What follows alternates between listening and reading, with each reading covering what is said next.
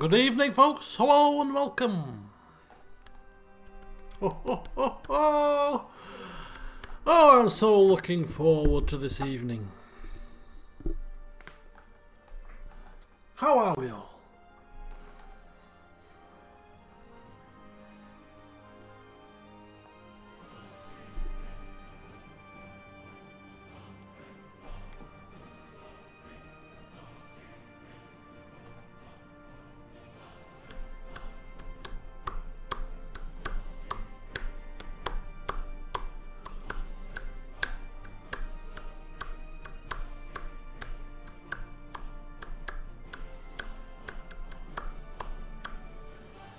Oh, thank you so much, Turriga. This is so kind of you. Oh, such glorious music.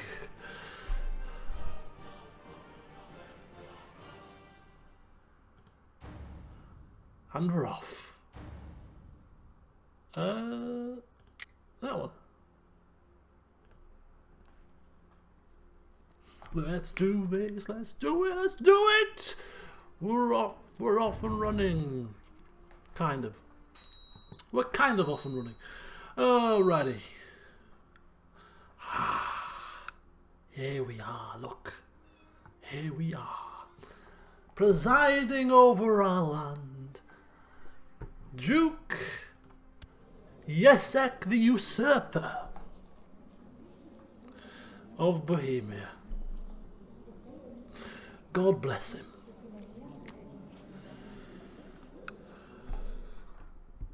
Bear with me a moment. Just do some tweaking here.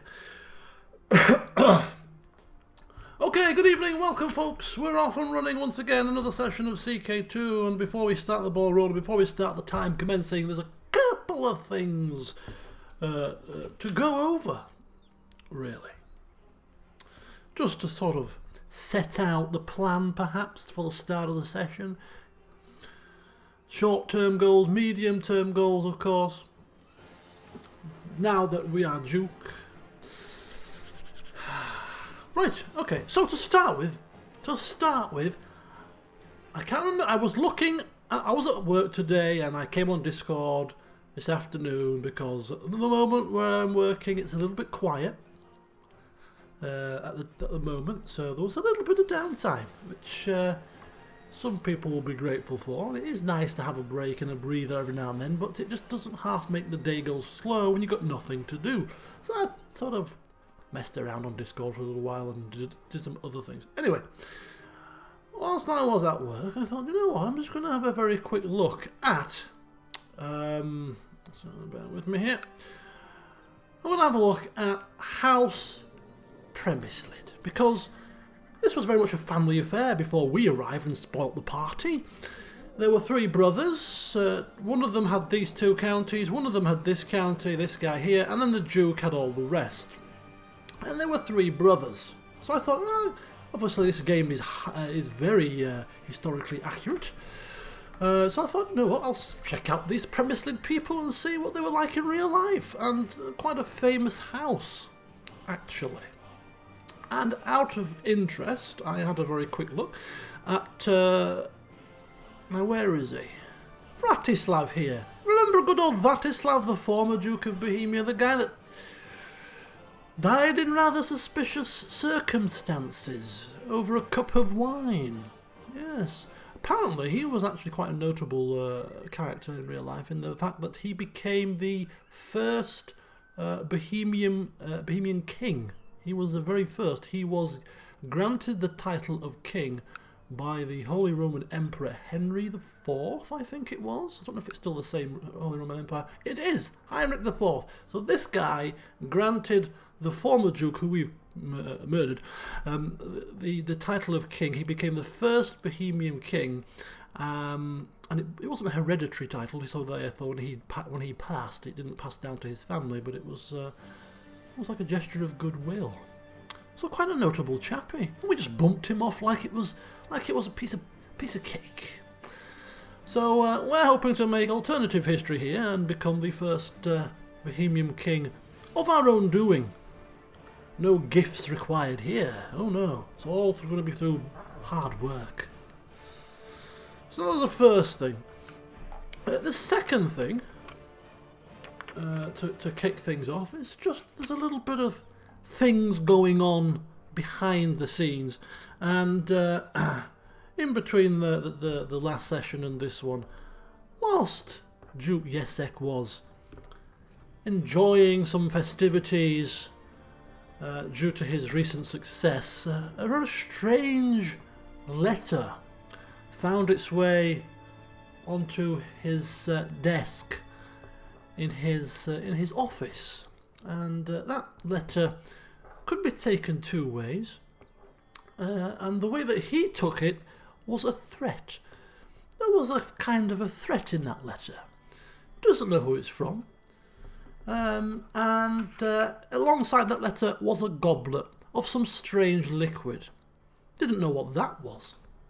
Resembled wine, but he wasn't too sure. So he took that to be a threat from House Premislid, because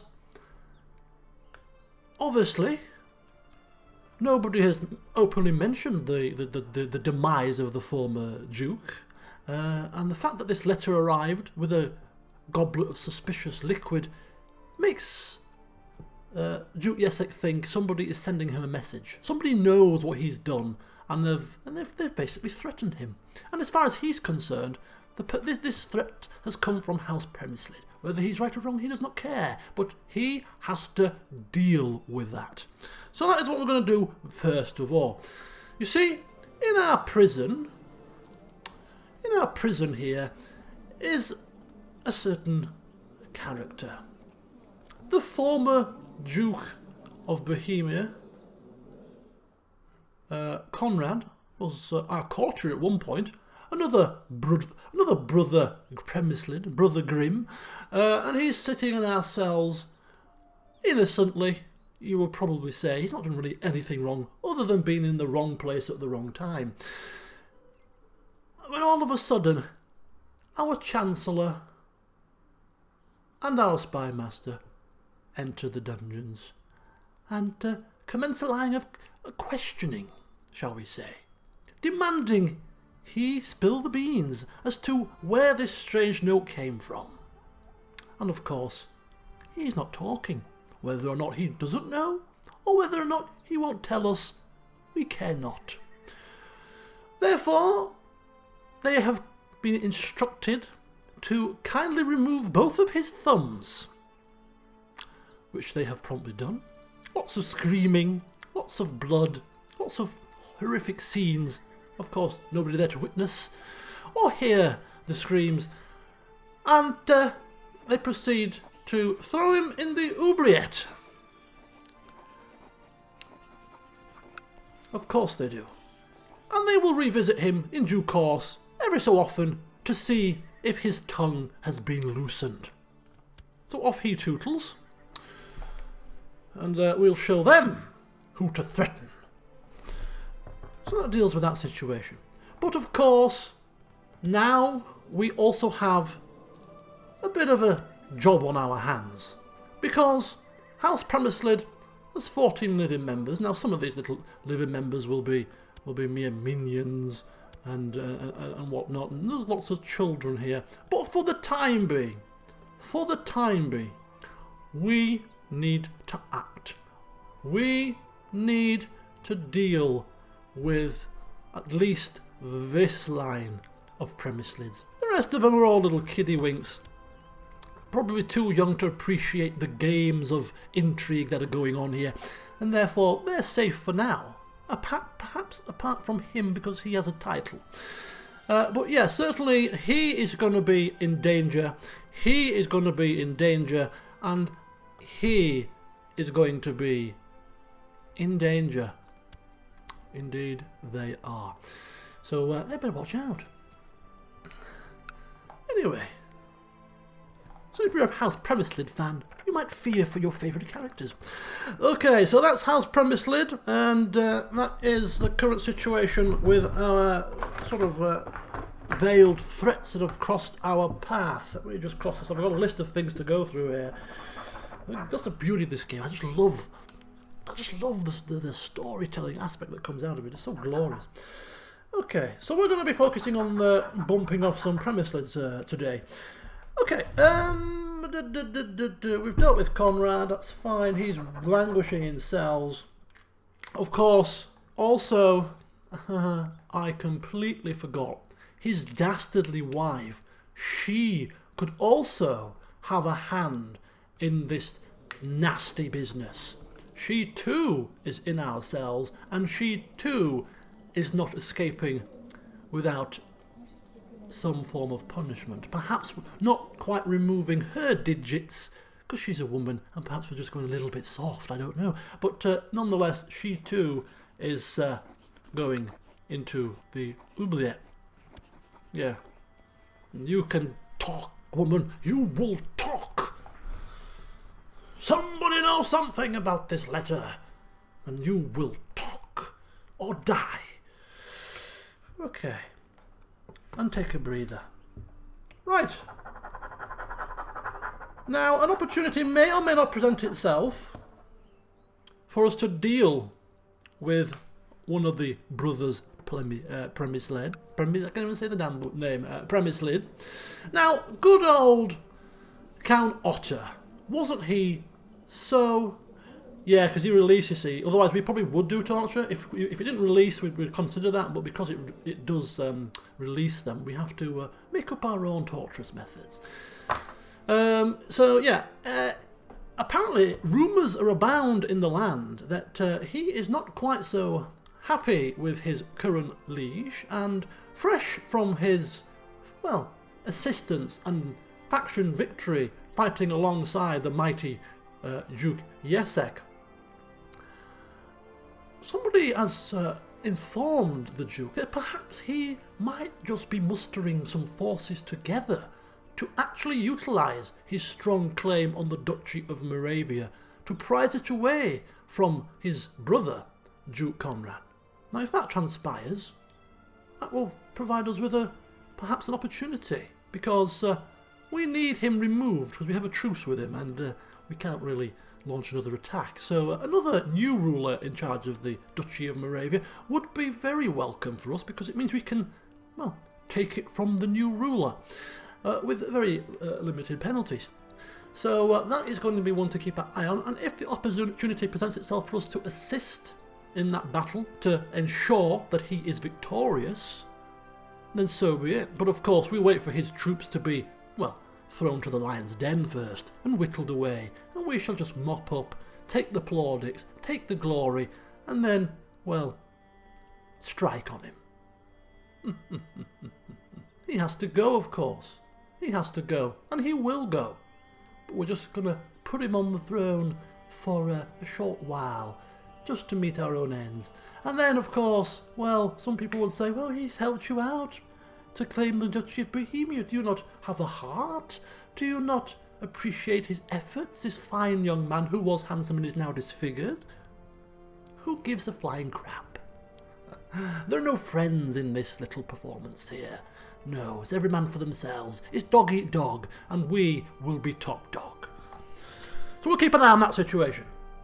And finally, we're going to have to start increasing our relationship with prominent dukes of the Holy Roman Empire, of course, because I've been told that because we're not an independent ruler, any alliances that we formed in the last session, such as down here, we couldn't have called them into battle anyway. Don't know how true that is, but I kind of remember that.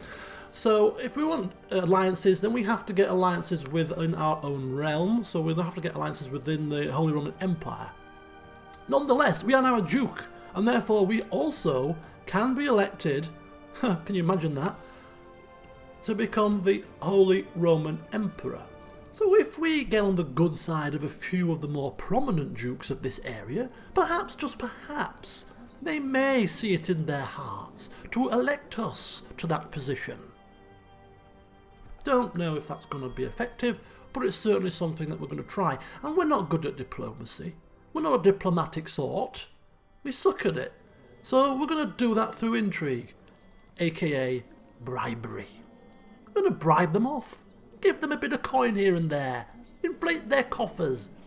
For good favour. for good relationship, maybe a marriage or two between our children, but not quite yet. Because if we rise to status of king, our children's stock rise significantly. So with that in mind, that's the short-term and medium-term plans for today's session. Bear that in mind, my friends, because you shall help me and advise me if I forget to do little things. But that is the goal that we are seeking.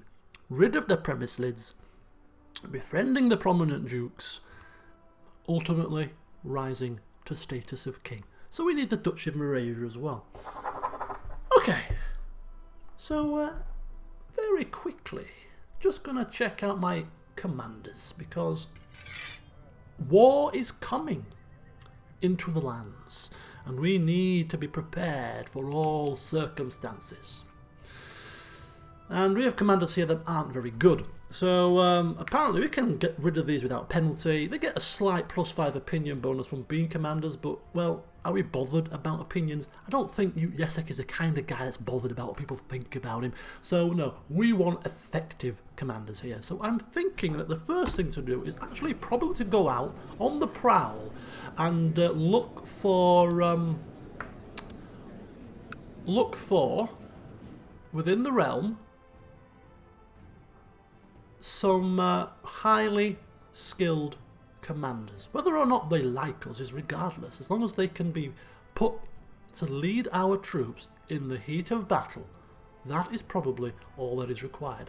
So let's see if we can get this on the go and just have a very quick look for a couple of commanders that we can invite over to our little castle here.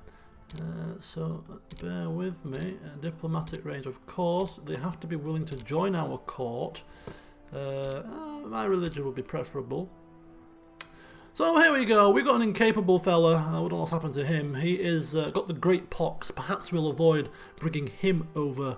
But we have the spymaster of some such place in Bruno. He's got a 50 martial skill. He's a tough soldier, deceitful, zealous, temperate, proud, and ambitious.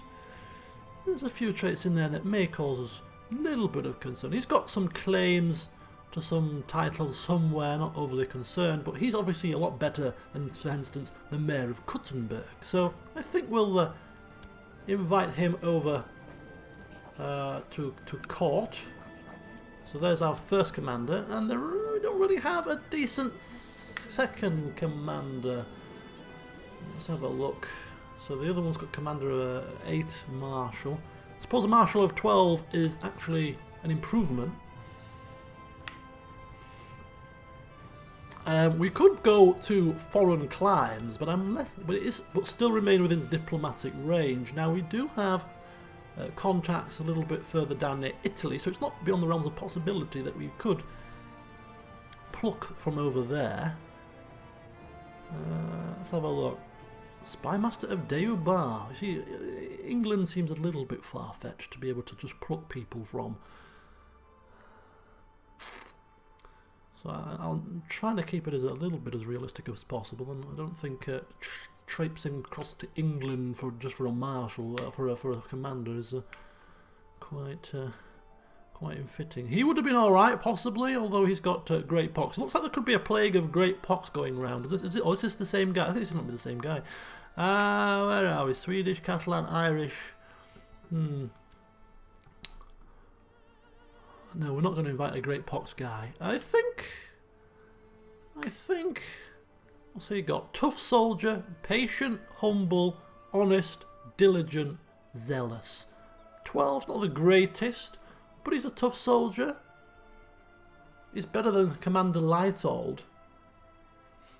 Yeah, I know the diplomatic range does extend, but I don't know, it just seems a little bit too far-fetched. We couldn't have nabbed this guy from England, for instance. But we'll as we spread our wings, perhaps we'll consider that. But I think for now, we'll go with. He's already a commander here, not too far. He's within our realm, so we'll go for this guy as well. We'll bring him across if we can. Invite to court. So we've got 2 people coming across. Improvements on our current commander, still not marvellous. We're not paying for one. No, I don't think we're that desperate just yet. So we'll just put the feelers out. We'll put the feelers out. I don't think there was actually anybody in our own court, otherwise they would have shown up on that list, surely. This is where we get shown up. Oh, 12, he only had 12. But I don't want any court chaplains there either. Busy bodies that they are. He's our court, oh, he's 70, bless him. Oh yes, he's our court chaplain, yes. He's our court, he's our physician as well. But no, we don't have a high marshal court, unfortunately.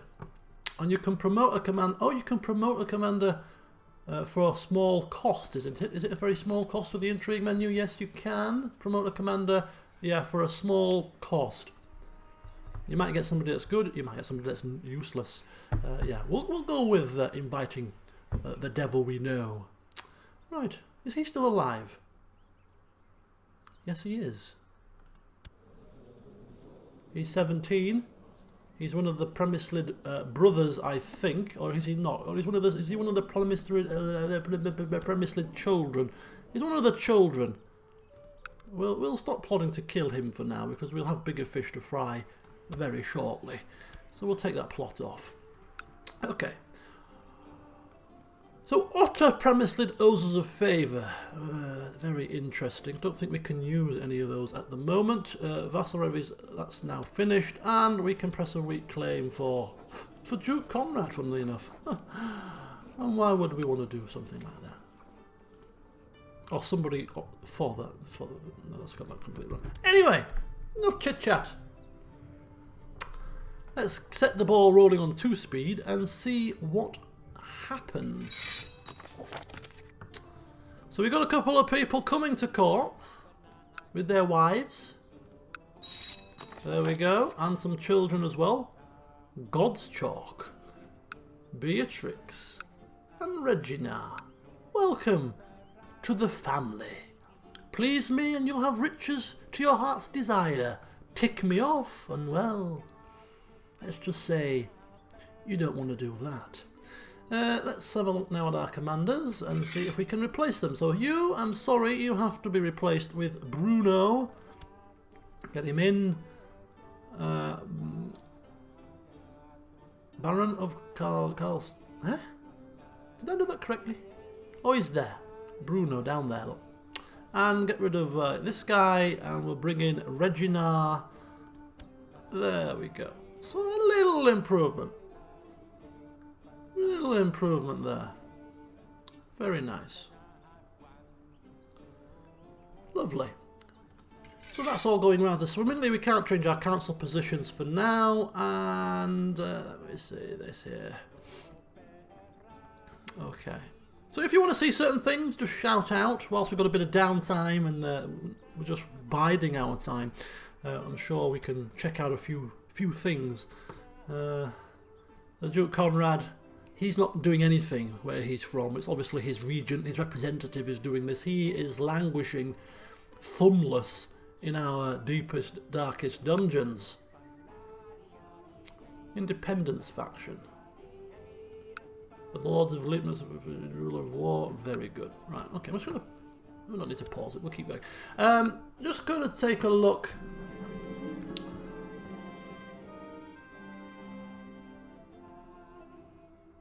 Well, blow me over with a feather. Look at this. Duke Otter the Handsome. No, he has not seen fit to gain the Duchy of Moravia by military methods. Oh no. He has managed to usurp the title via other means. What is the meaning of this? Duke Jesek is quietly impressed. There's more than one schemer in town, it seems. This must be, I don't know. What is this perhaps a faction that's been pushed and he's just capitulated? How's he usurped a title without a war?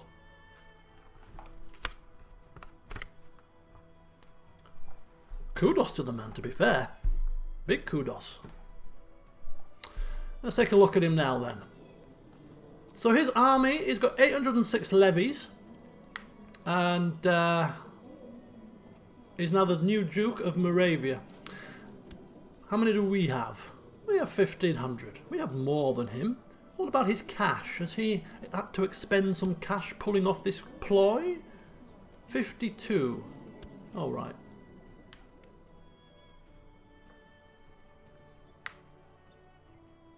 Yeah, some kind of a plot. It must be a plot. He has shown himself to be a little bit of a schemer himself, as I said. Impressive. Impressive indeed. Let me pause this. This is quite the turn-up. This is quite the early development. I was expecting for this to take a little bit longer, but oh dear. So let's now quickly just take a very, very quick look at now the poor. It never sorts these properly anymore. Why does it not sort? Why does sort, in my opinion, never work anymore properly? Just look at this all higgledy-damn-piggledy. What's going on?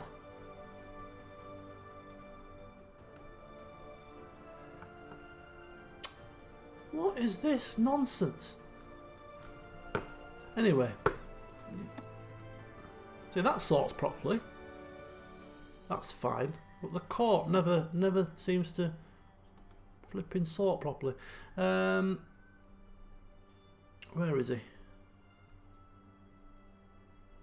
There he is. Look, he's now a simple count, Count of Hradec. Which must be that one there, yeah. So he's lost his duke title. He hasn't lost his land. He still has the county. It's just that this chappie has now got the county of. Well, he's always had the county of Lumuk, and now he's the duke.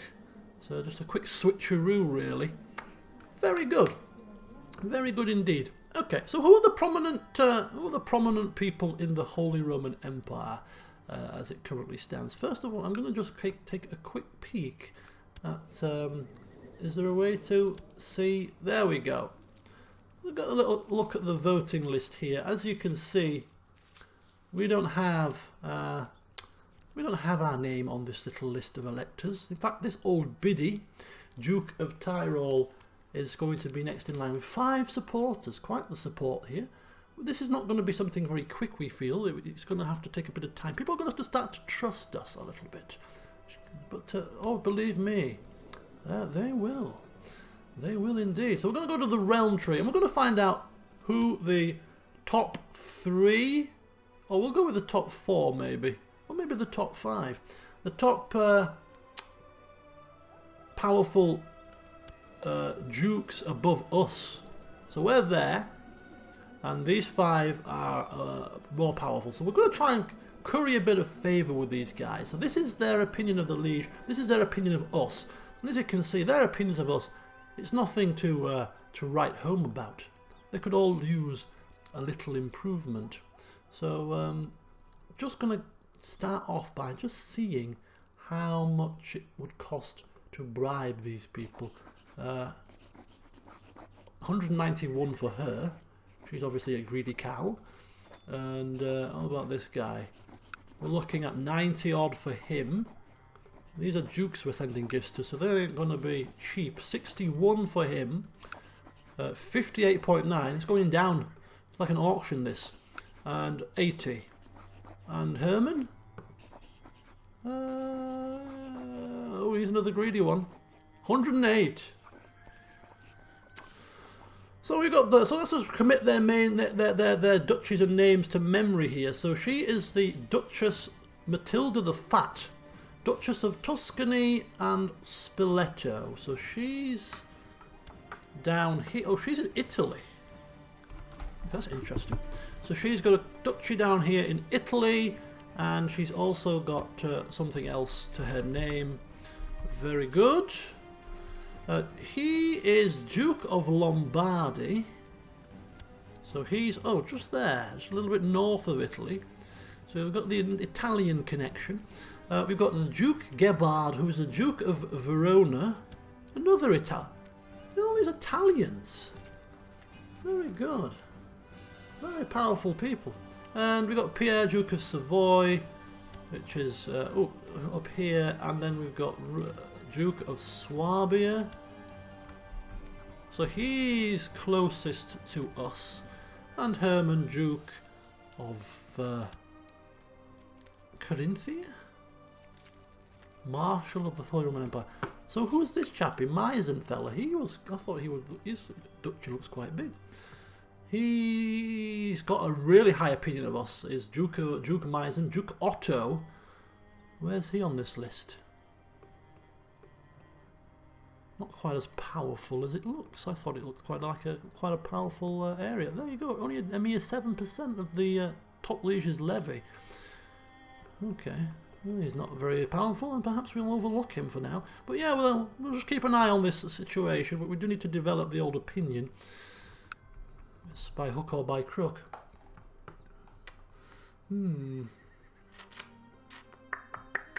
Right. So we have an issue now. Newly elected, yeah, newly usurped Duke of Moravia. We have, of course, strong claim on the Duchy of Moravia. So how do we want to play this? We could take him down in open warfare. Of course we could. We could claim Moravia for ourselves. Why else would we not do that? And actually, wow, I was about to say the council could well stick their nose into our affairs. It's a possibility. But all of the council members, all of them are on our side. They are singing off the same hymn sheet, and that is a positive sign. So are we happy that we can crush this? Of course we are. Claim Moravia for our heir. It's not even our heir, is it? It's his brother, or it's his nephew. Claim it for his nephew. Of course, that's what we'll do. Yeah. No, let's not do that. War it is! This land is mine! Right. Levies. Oh, of course, we didn't wait for we could have waited for our levies to replenish in full. But, well, that's not now happening, is it? Right, we get to get these guys moving, if we can. I don't want them to attack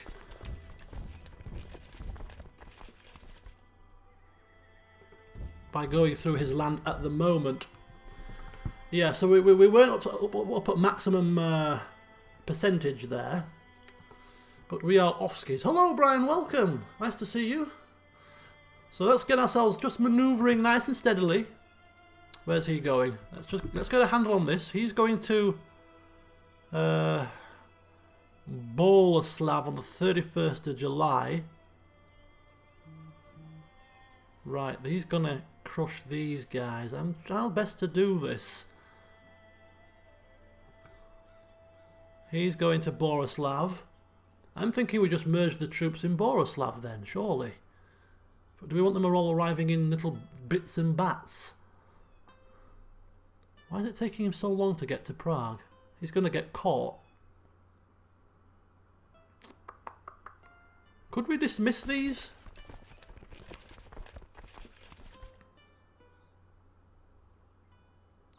Right, this just has to work smoothly. They have low morale, so they move slower. Ah, I see. Right, okay. Okay, right. Well, this is going to be a bit of a bummer. We're going to get them all merged here, and then these guys, they're going to have to take their time, unfortunately, and then see if we can get our troops to come round the rear. No, that's too risky. Dismiss these. Dismiss these. We can always re-raise them. Just dismiss them and get the troops merged together here. We don't want to take any risks, so I think what we'll do is we'll put them here, as far away as possible from these guys. These going down to Zojmo, and these going to you stay there. You stay where you are. You merge here. Right, that should work.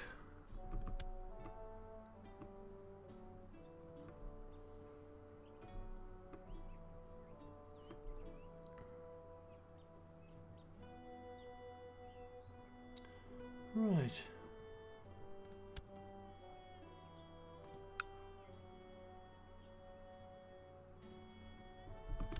Right, where's he going? He's going to Prague 15th of August. Oh, he's going to get caught as well. Oh, this is not good. What's happening here? That's happening here.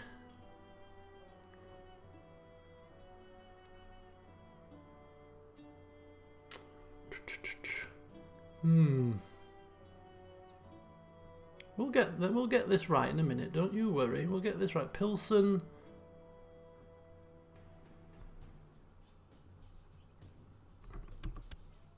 Disband these ones.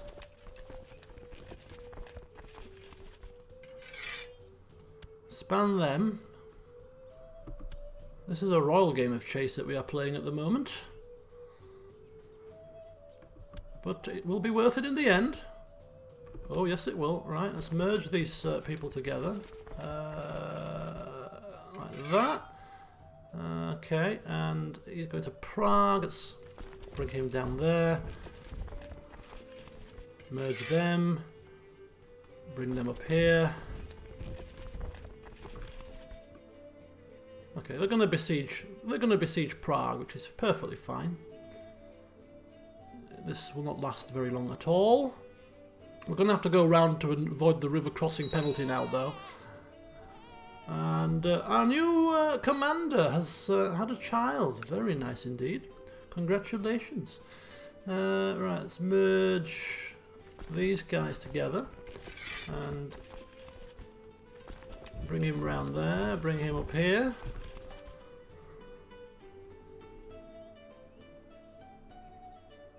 They ain't moving. They've gone straight for our capital. And we already have a 50% war score in our favour. I don't know how that's worked. How can we have such a large advantage before even a sword has been crossed in the field of battle? How does that work? I wonder. Right, let's merge these guys together and then come to Borislav.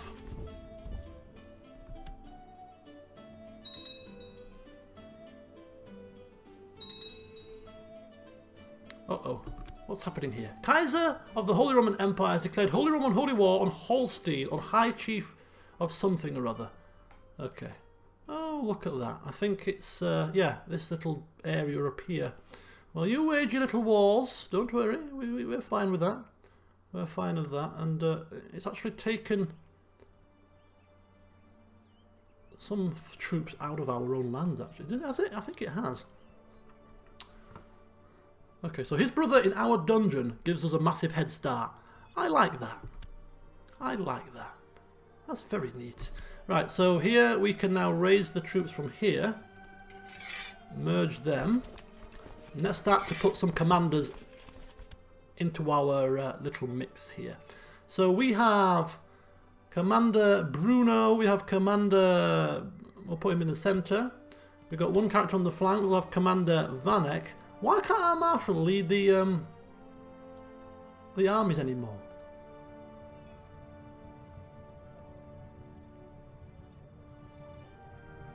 I don't know. But we're not going to be getting our hands dirty. Oh, no. There's no need for that. When we have commanders, no chance. No chance. He has to be free. Okay, so we have to stop him doing his job. Right. That makes sense then. Because I want him in this fight.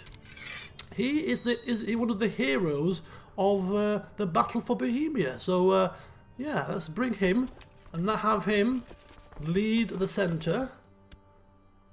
We'll have Bruno on that side and Vanek on that side. So there you go. Egbert is coming back into the fray once again. Let us get to dancing. Here we go.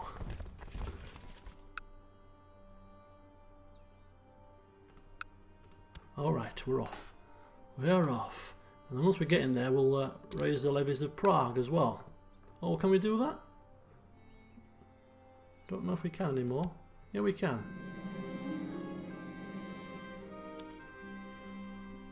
What the hell? We just got into the land. Raise the troops, raise the troops. There we go.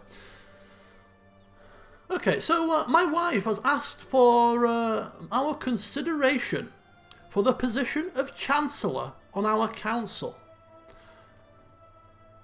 She's a woman, though. Can women be on the council? Not currently, according to our laws. It doesn't seem. What's it call it here? It's.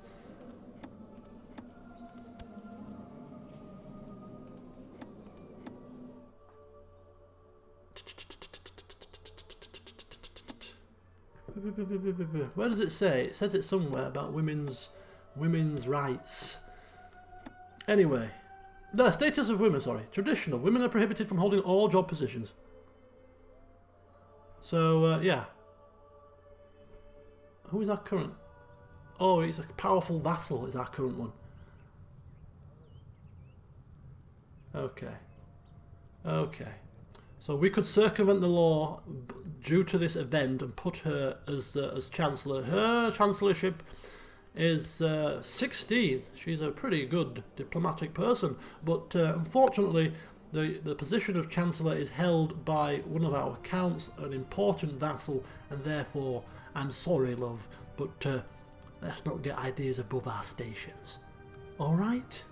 How dare you? And especially when I'm in the middle of war. I do not need to be disturbed with such things. And look at that! We have become brave, have we? We're not personally involved, but we talk a good talk, or is it this guy that's become brave? No, we have gained brave. Ha ha ha ha ha! Lovely! Look at that. We are bravely watching from afar. Yes. Oh no, apparently we are leading troops. We are oh, of course, we are leading troops because we raised the local levy right at the last minute. Okay, so he couldn't resist it. He couldn't resist it. He probably waited for the battle to be well in our favour before daring to set foot on the battlefield. Let the heart of the fighting get done first. Then, when it's looking very safe and secure, we come out for the glory part. Let's crush them like dogs. Come on. Come on, men. Follow me. Follow me. I know what I'm doing. Of course I do. Victory. Glory. It's 86% before we've even taken a land. Okay. Oh, it's getting close. It's getting close. Right, we've seen enough battle now, so we're going to go back and let them crack on with it. We are now raiding in Prague, happily. And we have raised the opinion of Count Bretislav. So his opinion of us has gone up to +4. Of course, one of the Premeslid children. We should need to deal with him soon enough. But for now, having a positive opinion will suffice. Right. I think we could try and take this army down. It'll give us pretty much close to 100%. But now, let's do this the old-fashioned way. To their capital, where we will break down the doors and announce our arrival in style.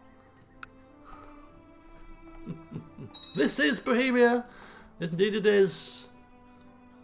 Scene of such greatness in Kingdom Come Deliverance. It was too tempting a prospect to pass up. Right, the Holy Romans should be smashing this, right? Yeah, 6,000 men.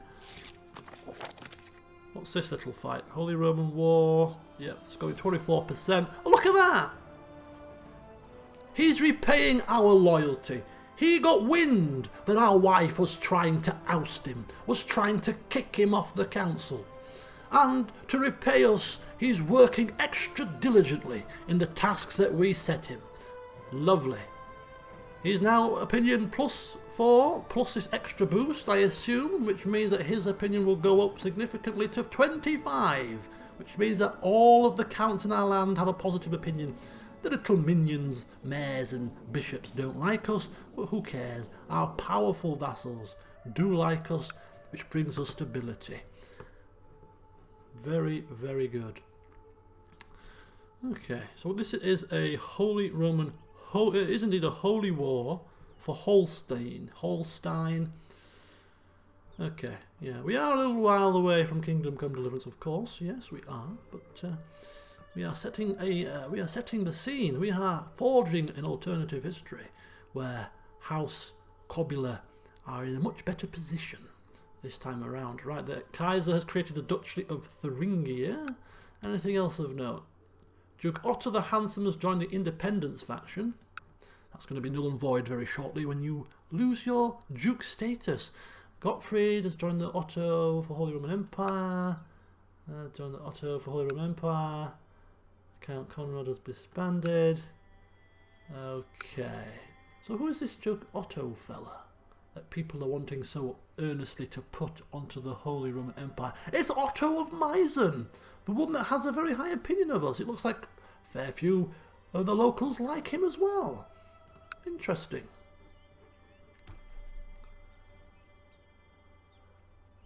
The Holy Roman Holy War for Holstein. Yes, it is quite the tongue twister.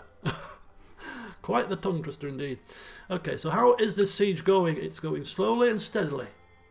But like things that do tend to go slow and steadily, it means they're usually successful.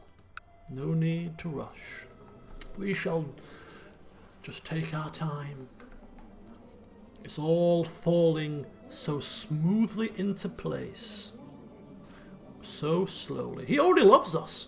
He already loves us. So maybe a little bit more of a bribe sent his way just to get that opinion to maximum status would be quite something.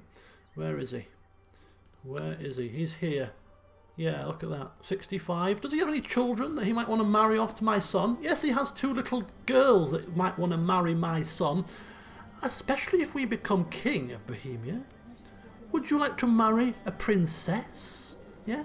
Would you like to betroth your darlings to a princess? Of course he bloody well would. And so we have an alliance. Potentially.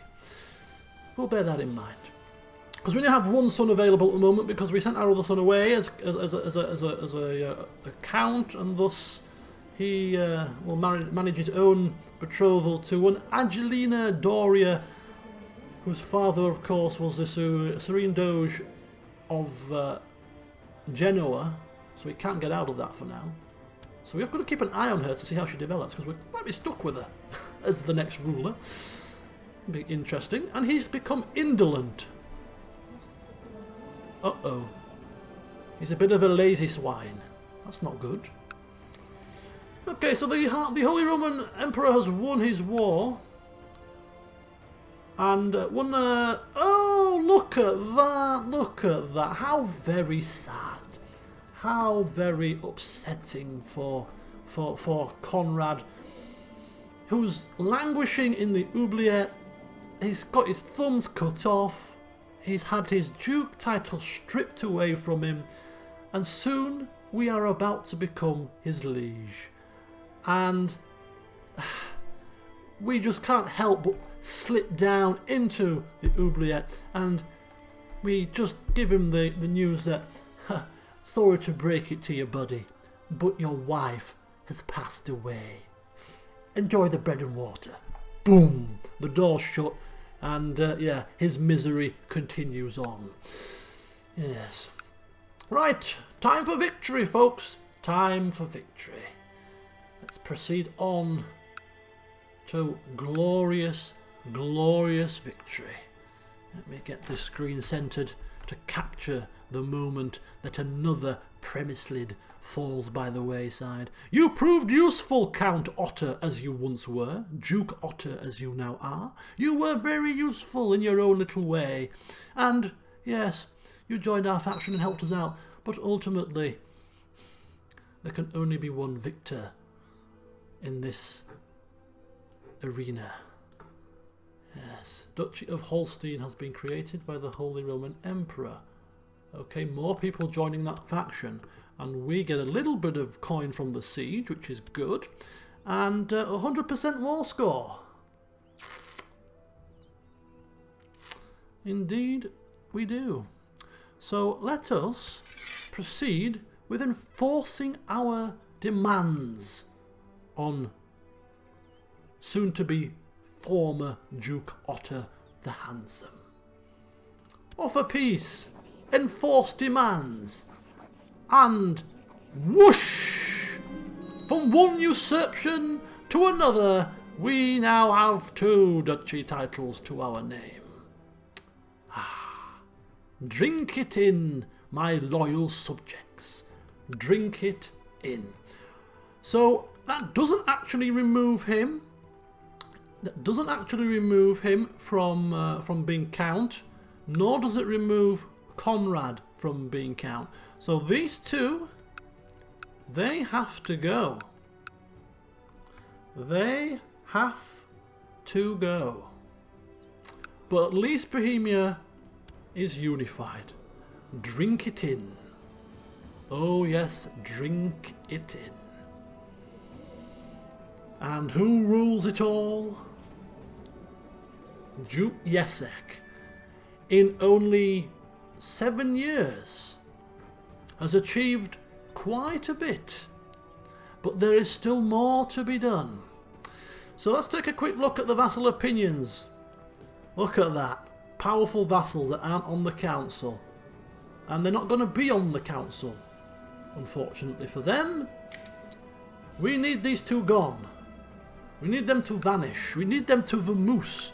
We need them out of our hair and dead. It serves 2 purposes. It gets annoying vassals gone, and it gets 2 pivotal members of that dastardly house Premisslid gone too. So, how can we do this? How can we remove these people?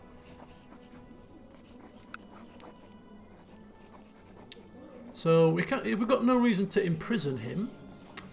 We do not have the revoked title law enacted, but I wonder if the council is more sympathetic towards us now.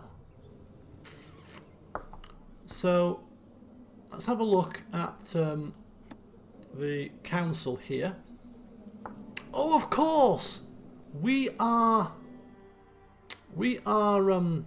now the Duke of Bohemia. So the former county laws do not apply. We're now working under the duchy laws, and I think these were changed slightly by the former Duke, so we can imprison at our will.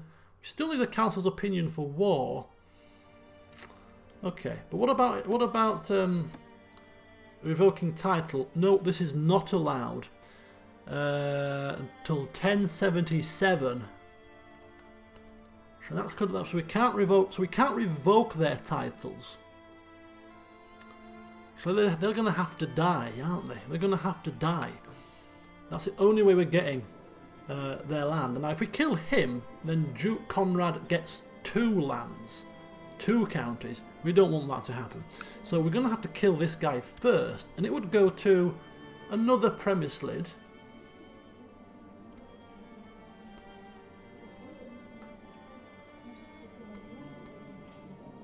So yeah. Any ideas? Put them down, because at the moment we're kind of stuck with these morons for the time being with their strong claims. They haven't got anywhere near enough troop force to cause us an issue, but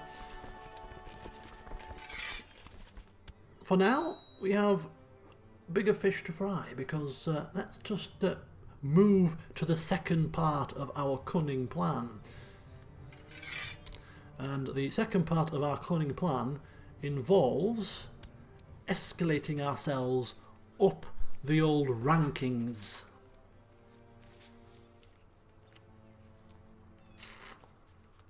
And we can actually now rename the Duchy of Bohemia title.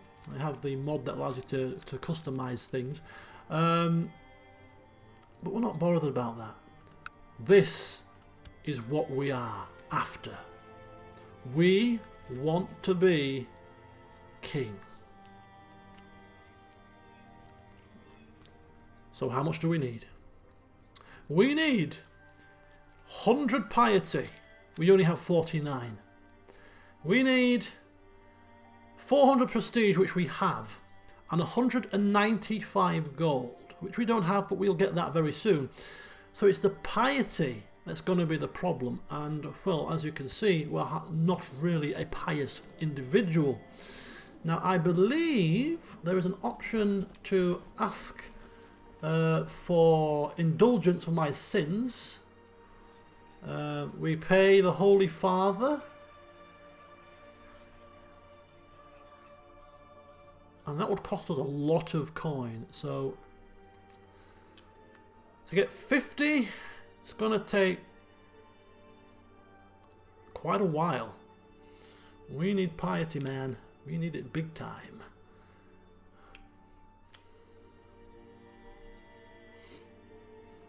Well, what do we need? Was I reading that incorrectly? Okay. Okay, okie dokie. Okie dokie. Duke Conrad's probably going to die soon anyway. He's in the he's in our dungeons, not really doing a great deal. All right.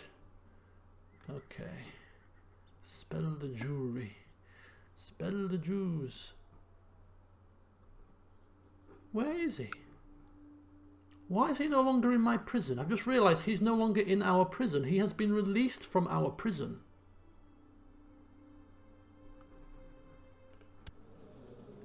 How's that happened?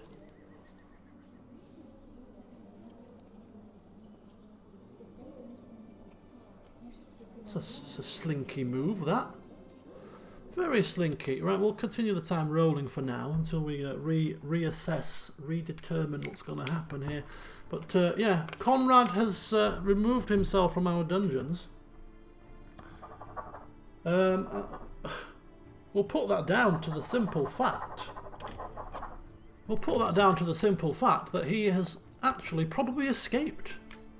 A dastardly escape. A jailbreak from Count Conrad. With no thumbs, no less. Go figure. How has a man with no thumbs in our oubliette managed to escape?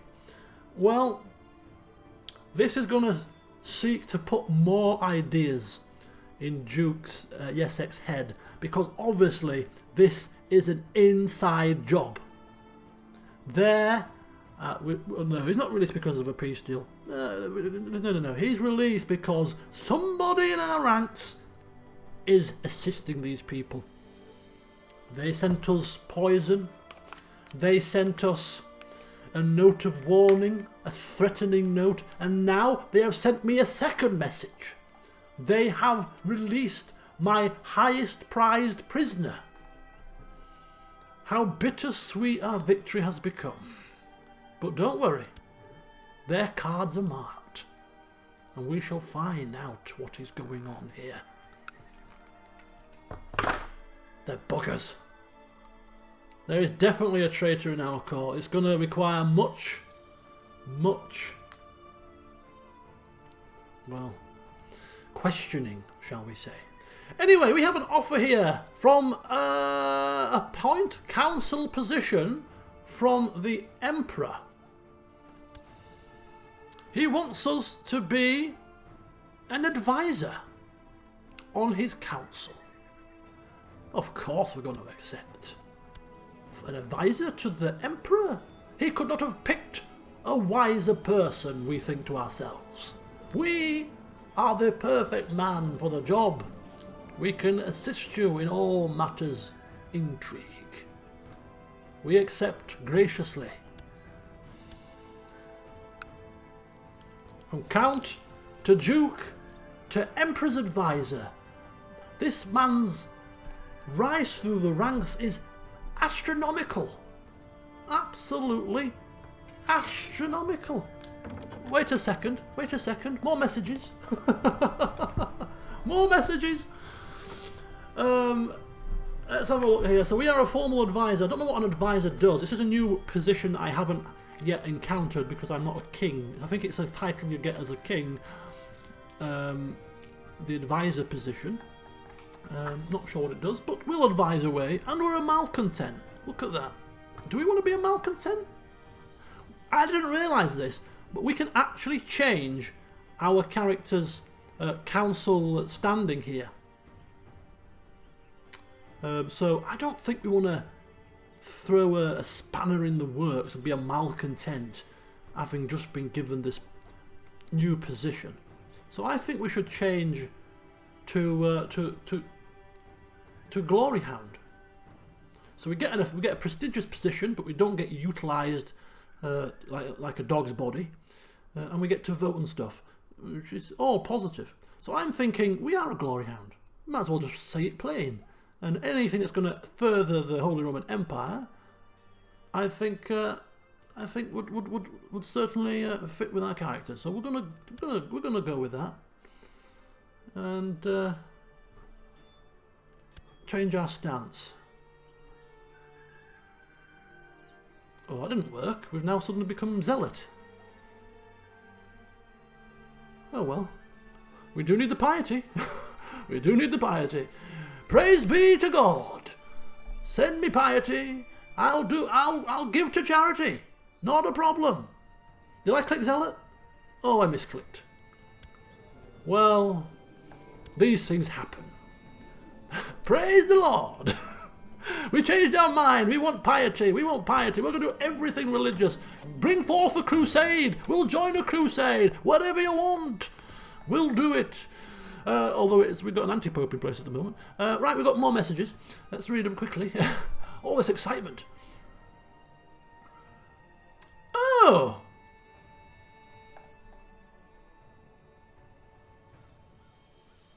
Holy moly, we can actually create another kingdom title. The Kingdom of Great Moravia. I didn't realise there was 2 separate kingdom titles in this area. What about, I wonder if the Kingdom of Great Moravia is cheaper. We don't care what the title of our kingdom is. We just want the kingdom title. Kingdom of Great Moravia, Kingdom of Bohemia. Potato, potato. Who gives a flying crap? Give it to me, if necessary. Kingdom of Bohemia. How do we form the Kingdom of Greater Bohemia? Greater Moravia. What is that? What is that title? De jure wise. Is it? Let me see. Click on the symbol. What am I clicking on here? Click on the symbol. Right, let me click on that. Click on that. De jure part of... Oh, apologies. Oh, there we go. It's actually not got any de jure land at all. Wendish Empire. It's a titular kingdom. Titular titles do not have any de jure vassals under them. However, given time, vassal duchies and kingdoms can become their de jure vassals, making the titular or titular title a proper one. Okay. No, we don't want that. We don't want... Oh my god, this requires 200 piety. Forget that. Forget that nonsense. We want the proper kingdom. We want a proper kingdom title. None of this titular balderdash. Okay. Okay, so 195 gold, 100 piety. Right, that's what we're working on. So we're working on piety. We're working on gold. Not a problem. Right, let's just these messages here. A message about request council support has been received from Rudolf von Rheinfelden. Rudolf von Rheinfelden, please support me by voting with me in the council. If you agree to do this for me, I will henceforth owe you a favour. And he is the Duke of Swabia, which wasn't he one of the most powerful vassals? Duke Rudolf of Swabia. Where were you again? Yeah, you were one of the top 5 dukes of the Holy Roman Empire.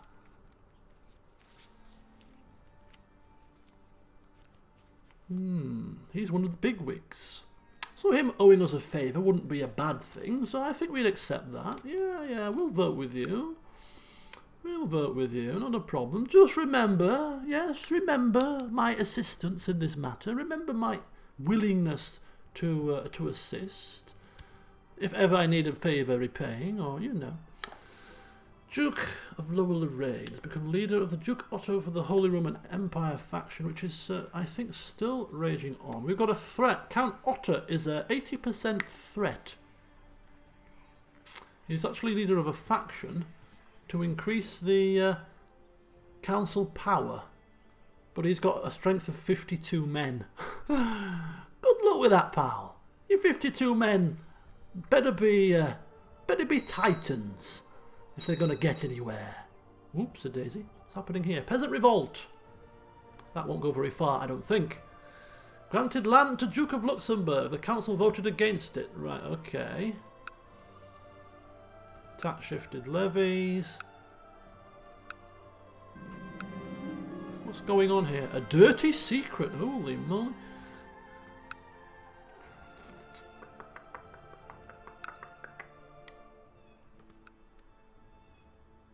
Okay, so that's just literally been founded. Okay, so first of all, I think we need to spy on this fella, because we need any excuse to get rid of him. How much plot power? 66%. That's not a lot. Right, let's see if we can dig some dirt on Conrad here.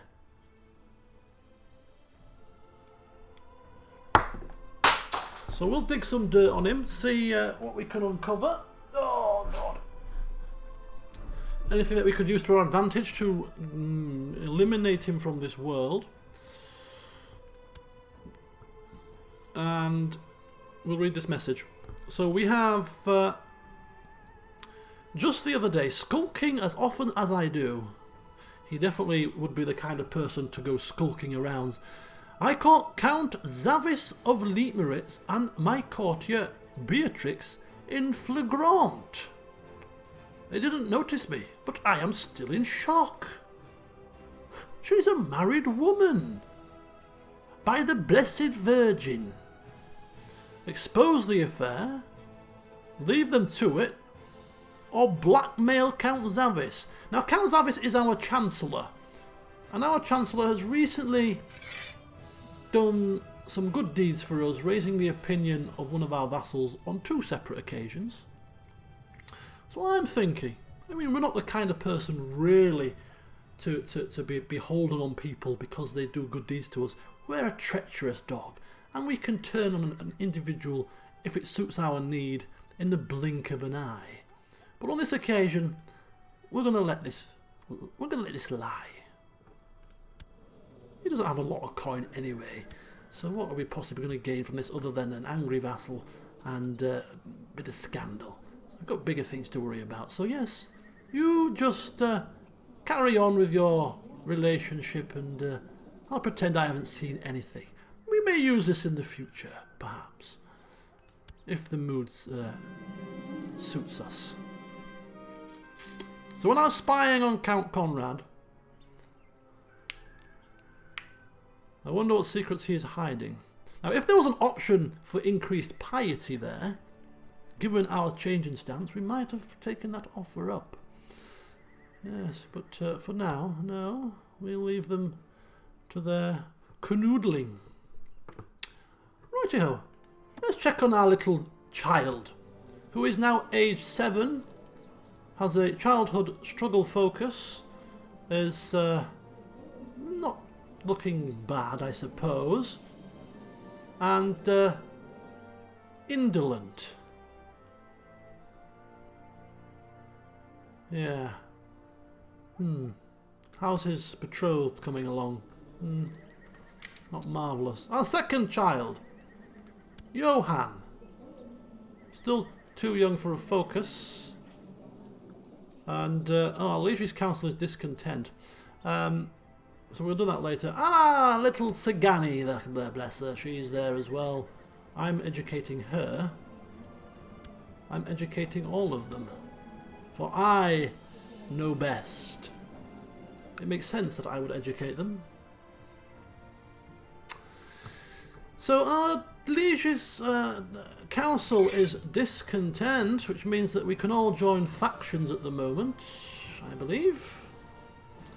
Any of these worthy of our attention? Not really. Putting Duke Otto on might be decent because, well, he likes us, and having a Holy Roman Emperor liege that likes you could be useful, but this is not anywhere near powerful enough for us to stick our names down just yet. We're the kind of person that stick our names down when the odds are heavily in our favour, not speculatively. Oh, our domain is increased. Any new lands that we capture?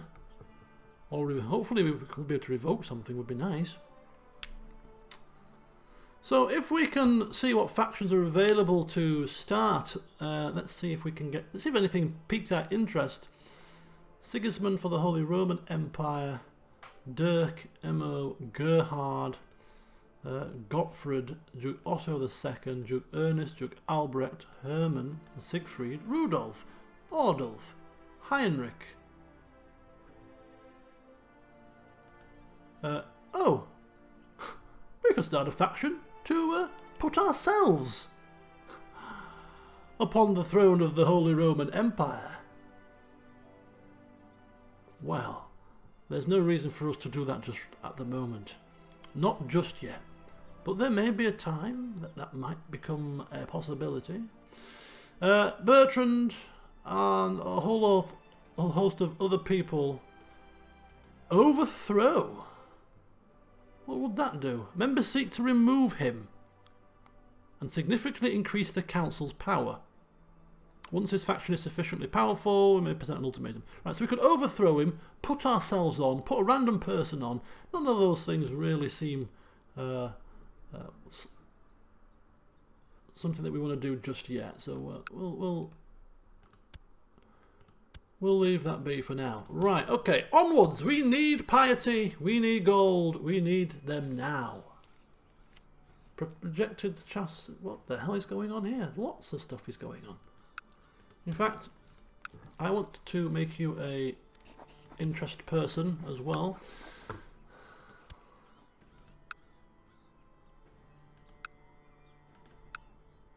So peasant revolt has ended. The overthrow faction has just disbanded also. Another person joining Duke Otto for Holy. This Duke Otto fella it seems to be quite popular. Oh, your marshal has initiated a massive recruitment drive, which is good because it means that we get an increased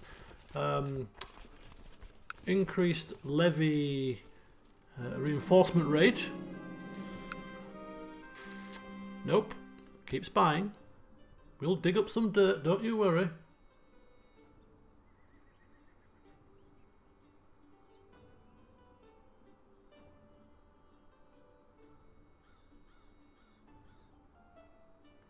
There's two options. There is disable pop-ups and there is dismiss. Now if you dismiss them, my understanding is they will come back again.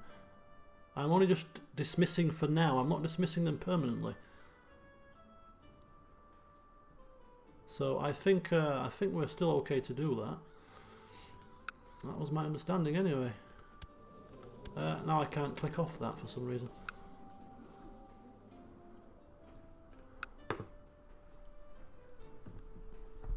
Yeah, dismiss for now. They do crop up again. It just temporarily gets rid of them.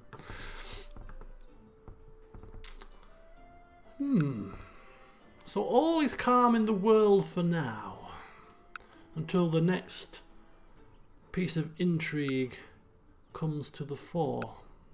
Oh, he's come of age now.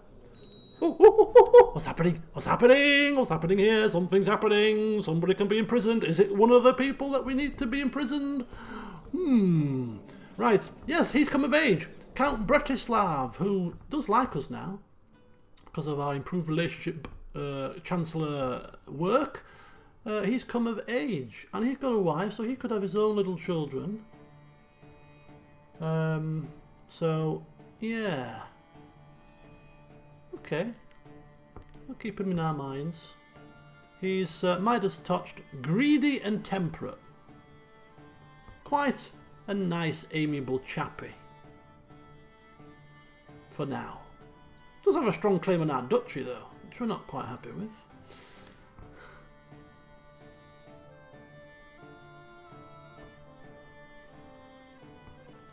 Bavaria. Where's Bavaria? Let's have a look at Bavaria, shall we? Somebody wants to know if Bavaria can be a kingdom. Yes! You can form the kingdom of Bavaria. Anyway, shall we get to, who? Oh! What? What? Egbert! What are you doing, Egbert? I thought we got on well. What are you plotting? You are my commander, former commander, now marshal, leading the troops. What are you doing? He's plotting to kill my son? Oh dear. Oh dear. That is most unfortunate, I'm afraid to say. I have no idea, but thank you, Strakvas, for bringing this to my attention. Thank you so much. I thought we had something. I thought we had a mutual respect. Obviously not. I give you everything you wanted. Riches, power, a seat on my council. In fact, he was a loyalist, the only loyalist I thought I could trust. Now, if this was a plot to kill some random courtier, I'd just simply ask you to get your senses together and let's just not bother, you know? But this is my son. I am certainly not turning a blind eye to this. 100% chance of success based on our high intrigue levels. I'm afraid to have to say this is certainly high treason. This is you spit in my face. Spit in my face. Abuse my trust. You will pay dearly for this crime. Right, I need a new marshal for a start. A new marshal is required. So we'll get to the marshal first, and then we shall get to dealing with Egbert, because simple imprisonment surely is not enough. Perhaps you speak the truth, Joe Matthews. You speak the truth. It seems a coincidence that these letters and goblets presented themselves on one of my desks. That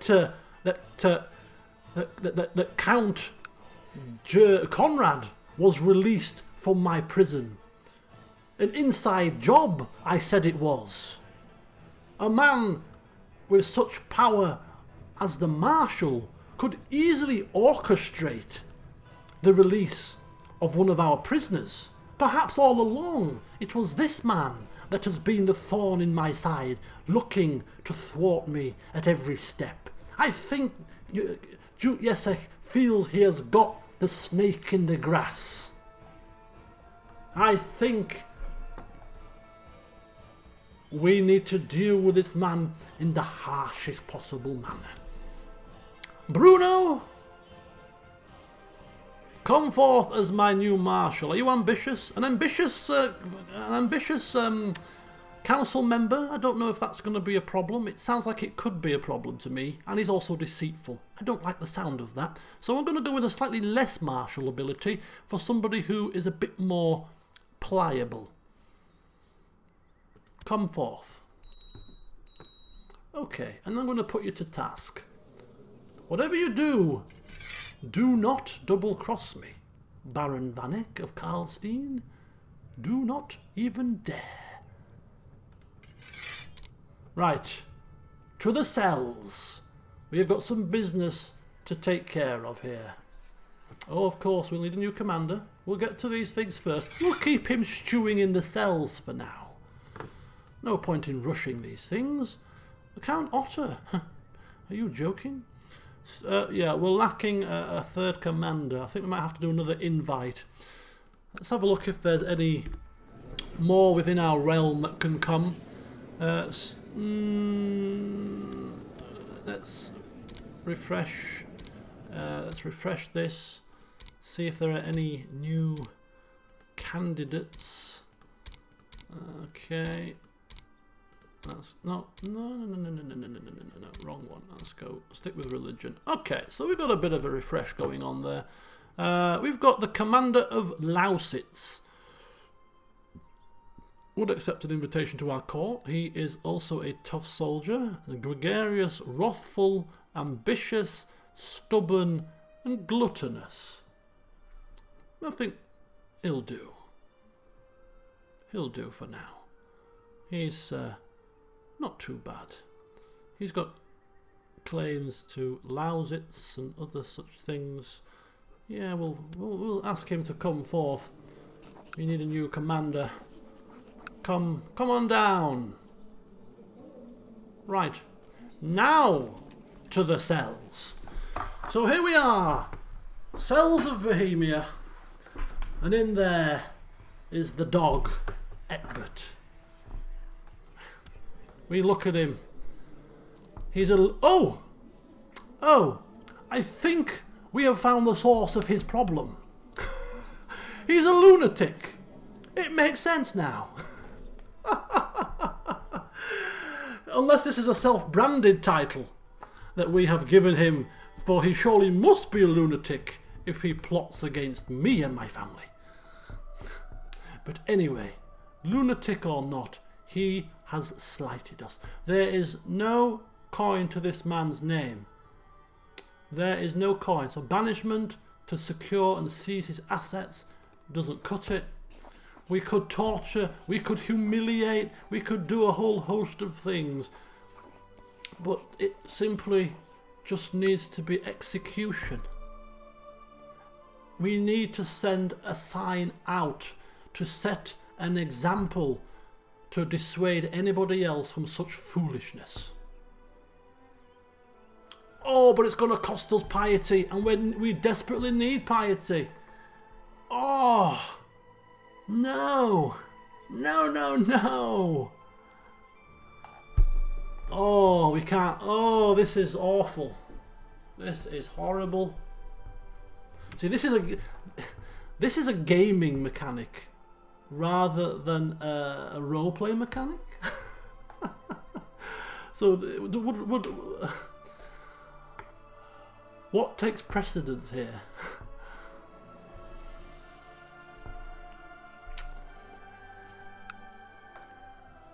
80% plot power, trying to have him killed by a plot. Assassinate would cost coin, we need coin.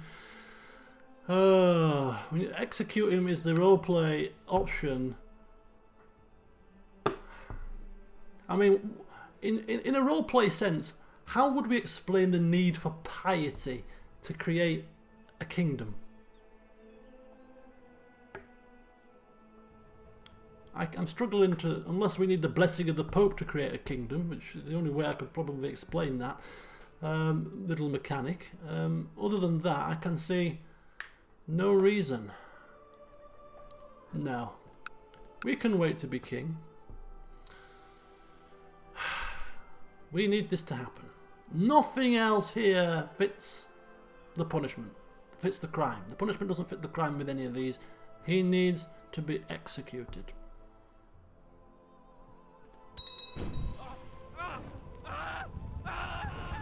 And it sounds like we are burning him. Burnt at the stake. Oh, we didn't just chop it. We didn't just chop his head off. Oh no, we didn't chop his head off. Quick and easy. We'll have this done in seconds, but no problem. We'll just lop your head off. No. We're gonna tie you to a stake. We're gonna set fire to it and listen to you scream in pain. You. Oh yes. No wonder it cost us 20 damn piety. So our hero marshal, who helped us to claim Bohemia and Moravia, has just gone up in flames. If that's not a message to anybody out there not to screw with somebody with high intrigue, I think that's the message right there. Right, we've just taken a piety hit. We need piety to create our kingdom title. And here comes another commander to our court. Let's have a look. Let's get him Let's get him into position here. There we go.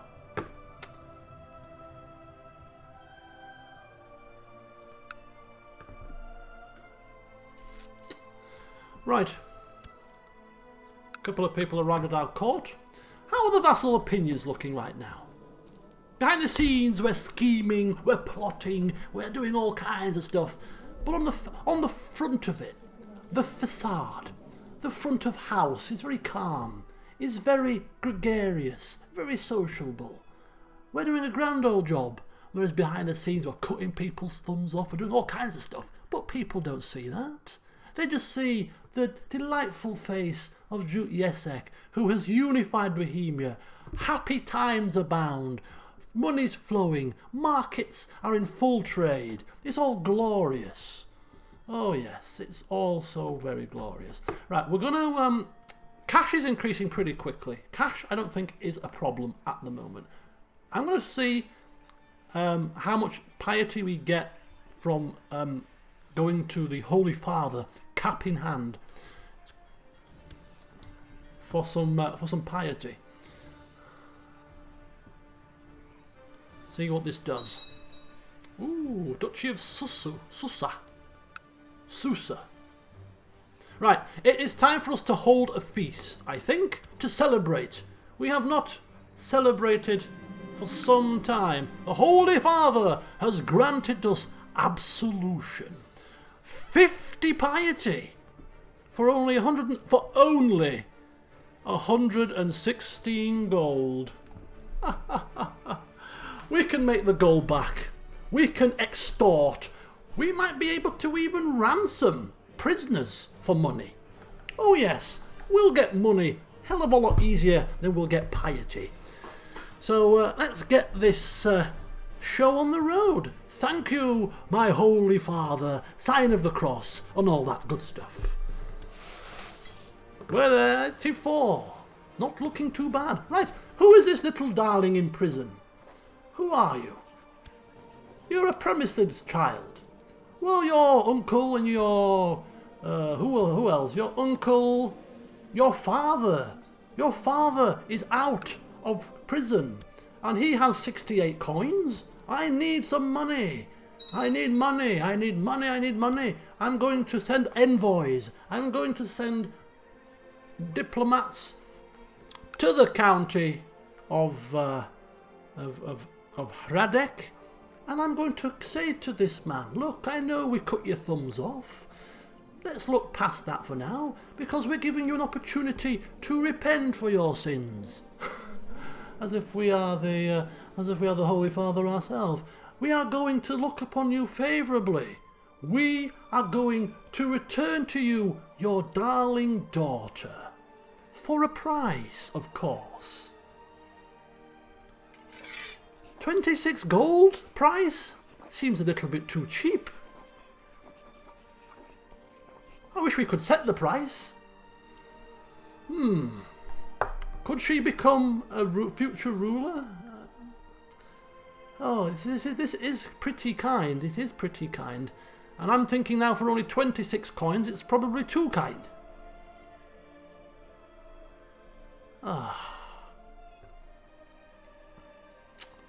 That's a flipping bummer. I don't like that. And in fact, while we have little Sophie in prison, it's a bargaining chip. Yes. No, I've changed my mind. Whilst we have your daughter, hopefully you won't do anything stupid. Because if you do rise up against me, I'll cut her head off. Ha ha ha! Enjoy the festivities. Right. So, yes, that puts paid to that little plan. But don't worry, we're gaining 5 gold per month. So it won't take us long to get the coin. We'll probably have the coin before the piety again. So, we just wait patiently. At age 30 now. 8 years in power. We've already risen up the ranks pretty quickly. So, you know, a little bit of patience now is not unwelcome. We'll keep spying. We'll keep spying. Let's get to a feast, shall we?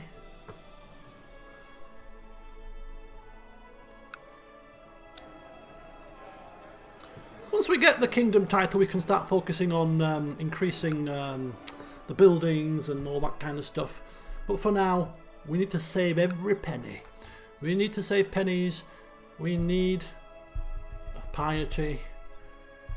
It's just all ticking over so steadily. His force is getting a little bit more and more each time. Who is this man that's arrived at our court? Some low-born Cathar heretic? Get out! Get out of my court before I put you down! Just when I'm trying to gain good favour with the Pope, you send heretics to my doorstep? Somebody is conspiring against me again!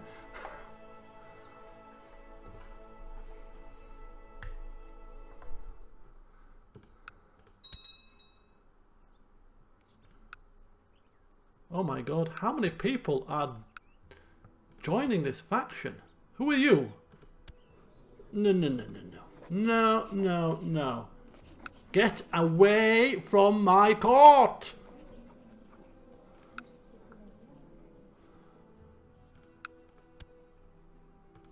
They're sending these heretics to... They're doing this on purpose. Oh no. No, no, no, no. We aren't having people that one minute claim to be heretics and the next minute claim to be loyal Catholics. We have no place for these liars. This is obviously somebody's ploy. They think I'm stupid. Well, I am not stupid. I am far from it.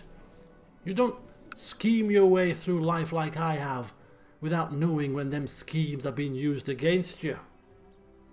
Oh no. I know. I was told whatever smells like a plot and scheme, whatever looks like a plot and scheme, it's a plot and scheme. There's no other way to describe it.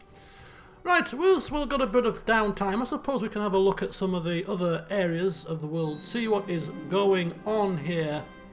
And very quickly, let's have a look and see the religious tab here. Heresies have just spread. So we have...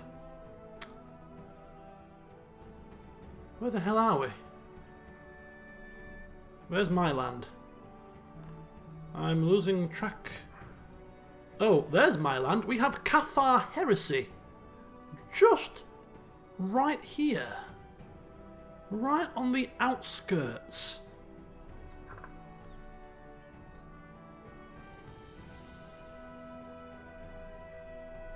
What on earth is going on? Right, okay, so that's quite worrying. Let's have a look at the old vassal opinions. Well, not doing too bad on the opinion front. The old realm view. So we've got Valois up here doing something. What's this? Christian defensive pact against England and against the Holy Roman Empire. What on earth is that all about? Christian defensive pact. England seems to be unified under the rulership of King Richard. House de Normandy, 19 years young. Doesn't look very good. He's fatigued. Dull. Arbitrary. So who's a coward then? Somebody's a coward, apparently.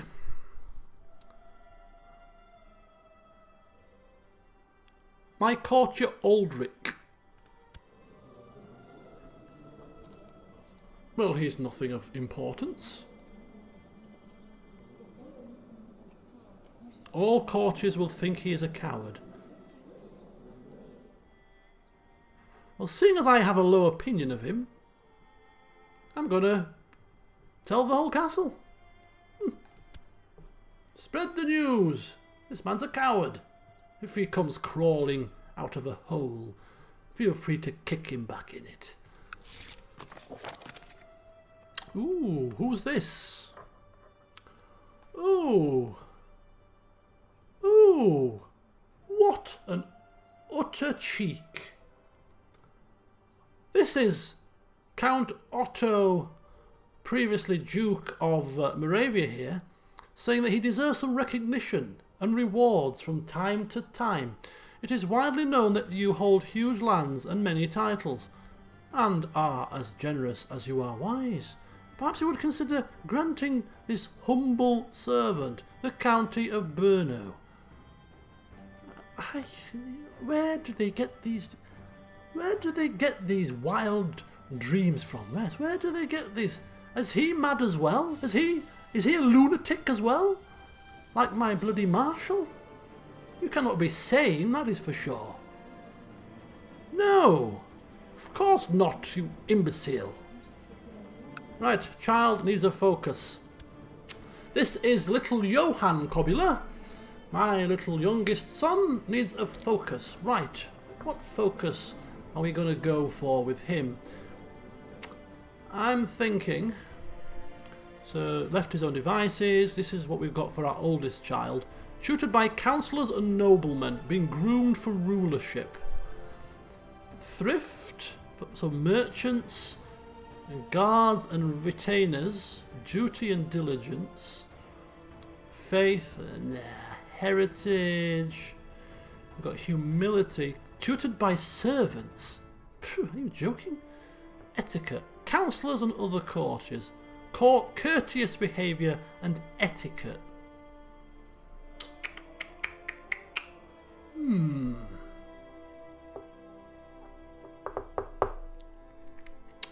I'm thinking duty and diligence, possibly.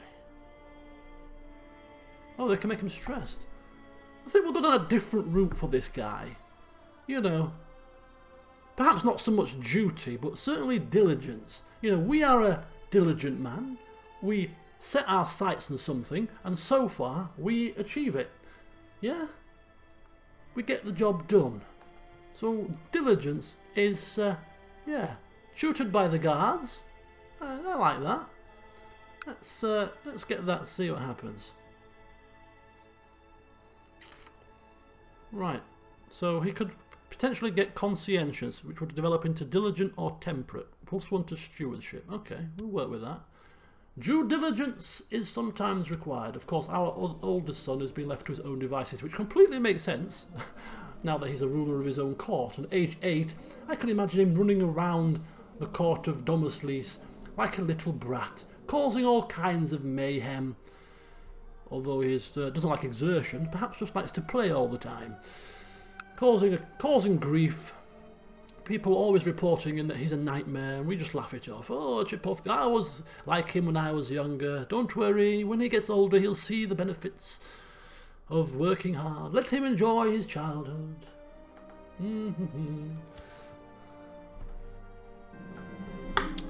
Right.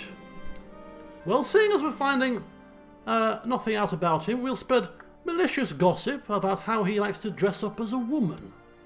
And instead, we'll focus... Ooh, we've gained deceitful. Well, that fits the bill completely perfectly. Increases our intrigue by a further 3 points. Intrigue now up to 23. I'd say that's absolutely perfect. It suits us to the ground. We are deceitful, certainly. And no better trait could we have received. According to my new marshal, Vanek of Karlstein, the peasants of the Prague are having frequent troubles with highwaymen and wild beasts. He suggests constructing a series of outposts along the roads of Prague. The peasantry would feel safer, and it might even lead to more peasants moving to the country. But of course it costs us gold. And we are really in need of gold at the moment. You know, we're trying to assimilate here a kingdom into our titles. So I have no money to spare, but we get, what do we get? Subjects are feeling protected, which would reduce the local risk, but the prosperity would increase. So for a small investment of just 8 gold, we could potentially have a longer benefit. potentially. And we get some prestige, which we don't really need. Why couldn't this be piety? We're doing a good turn for the populace. Can we not switch it out for piety, please? Go on then. Let it be known that I am a just ruler. Duchy of Ferrara? Otto wants to become a councillor. Well, he can go whistle. He can go whistle. Certainly.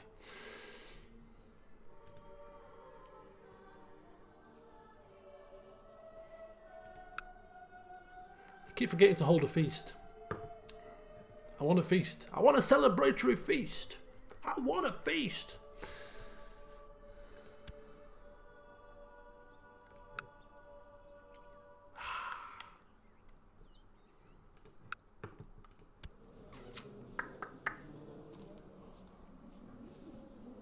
Oh, he's got himself a new wife. Poor old Werpak died in our cells, and he's now got the Countess Ausonia. Ooh, look at her. Isn't she quite the looker? And quite useful with a high stewardship. Wouldn't it be something if we were to steal his wife from him? In some kind of strange twist.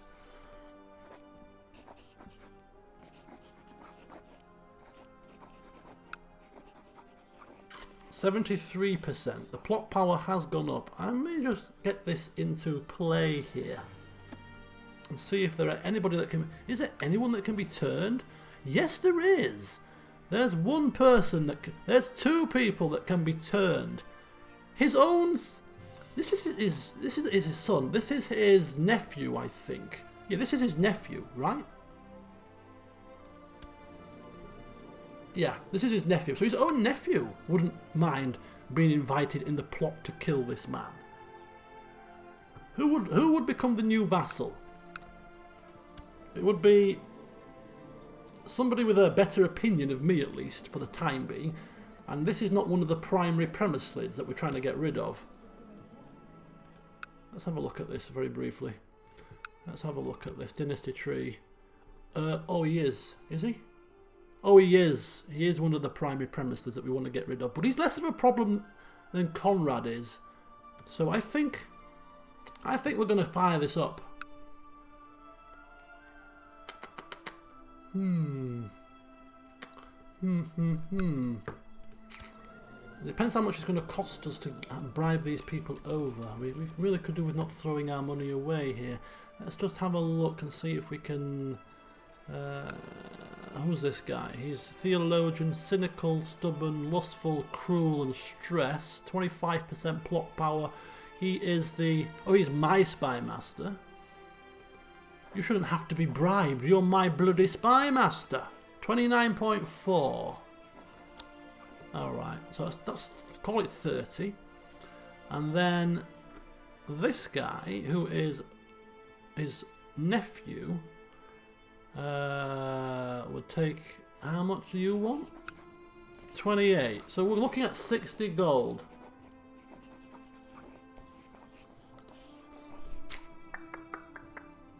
And that'll be it. So for 60 gold, taking our income even lower, we could potentially get rid of Conrad. I'm thinking it's worth it. I mean, it's not guaranteed to succeed, though. That's the only issue. But I think we need this to happen. So send gift. And then invite to plot.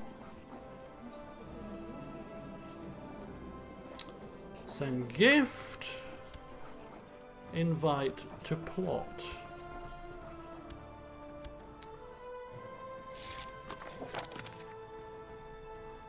Okay.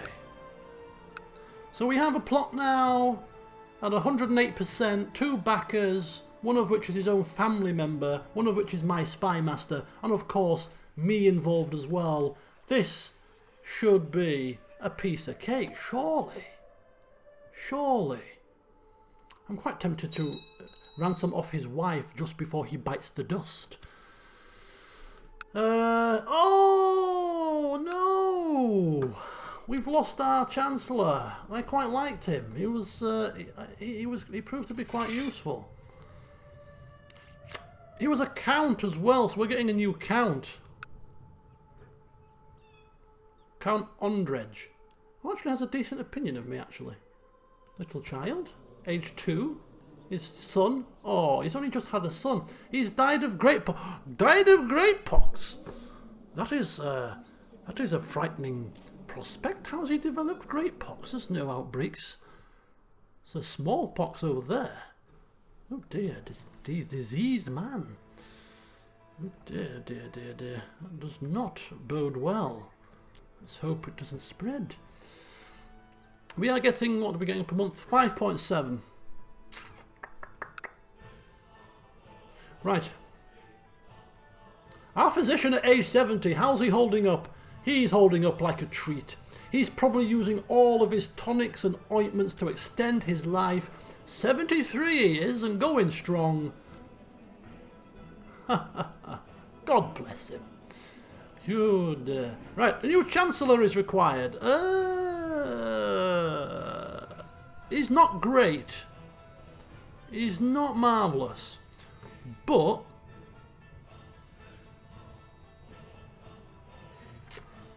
he's a mayor. He'll do for now. I don't think we need anything from him at the moment, other than, can we increase relationships with some neighbours perhaps? In fact, let's start to set the ball rolling on the Holy Roman Empire. See if we can. So if we put him, for instance, what am I trying to do here? So if we put him in the court of Matilda, for instance, would that lead to a possibility of us increasing our relationship with her? Where is she based? She is based in Tuscany. She is secluded in her... She's secluded. Does that mean that we can't do... Oh, I don't know how this works. I'm going to try it. I'm going to see if we can increase diplomatic relations with her. See if that works. It might not, because she's actually shut the gates, so I don't know whether she's going to be receiving any visitors. But we'll see. This is Florence. Oh, I think perhaps we've sent him to the wrong place. She is residing in a oh, she's in Florence. Okay. So we'll see if that goes through. I don't think it will if she's shut the gates, but we'll start the operation now to increase the diplomatic relations with the Holy Roman Dukes. We can't afford to splash the cash, so we'll have to try more noble methods. Cheaper methods. Okay, let's see what happens with this plot now.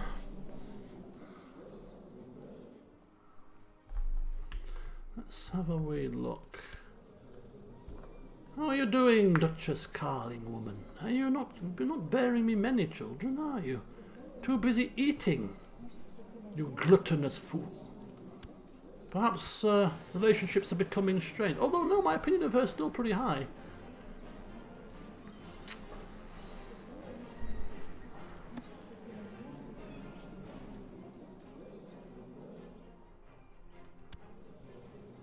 Brooding. Ooh, rowdy. A rowdy, indolent child. Told you he was running around causing havoc, didn't I? That was before I had the rowdy trait. He's running around causing all kinds of problems. Making a nuisance of himself. Gavelkind in Bohemia faction. That really is not what you want to be doing. Come on now. You don't want to be going against me. Holy Roman French de jure war over Zeeland. Alright, looks like we're going for Zeeland here. Which is here? Yeah. Going up against the French.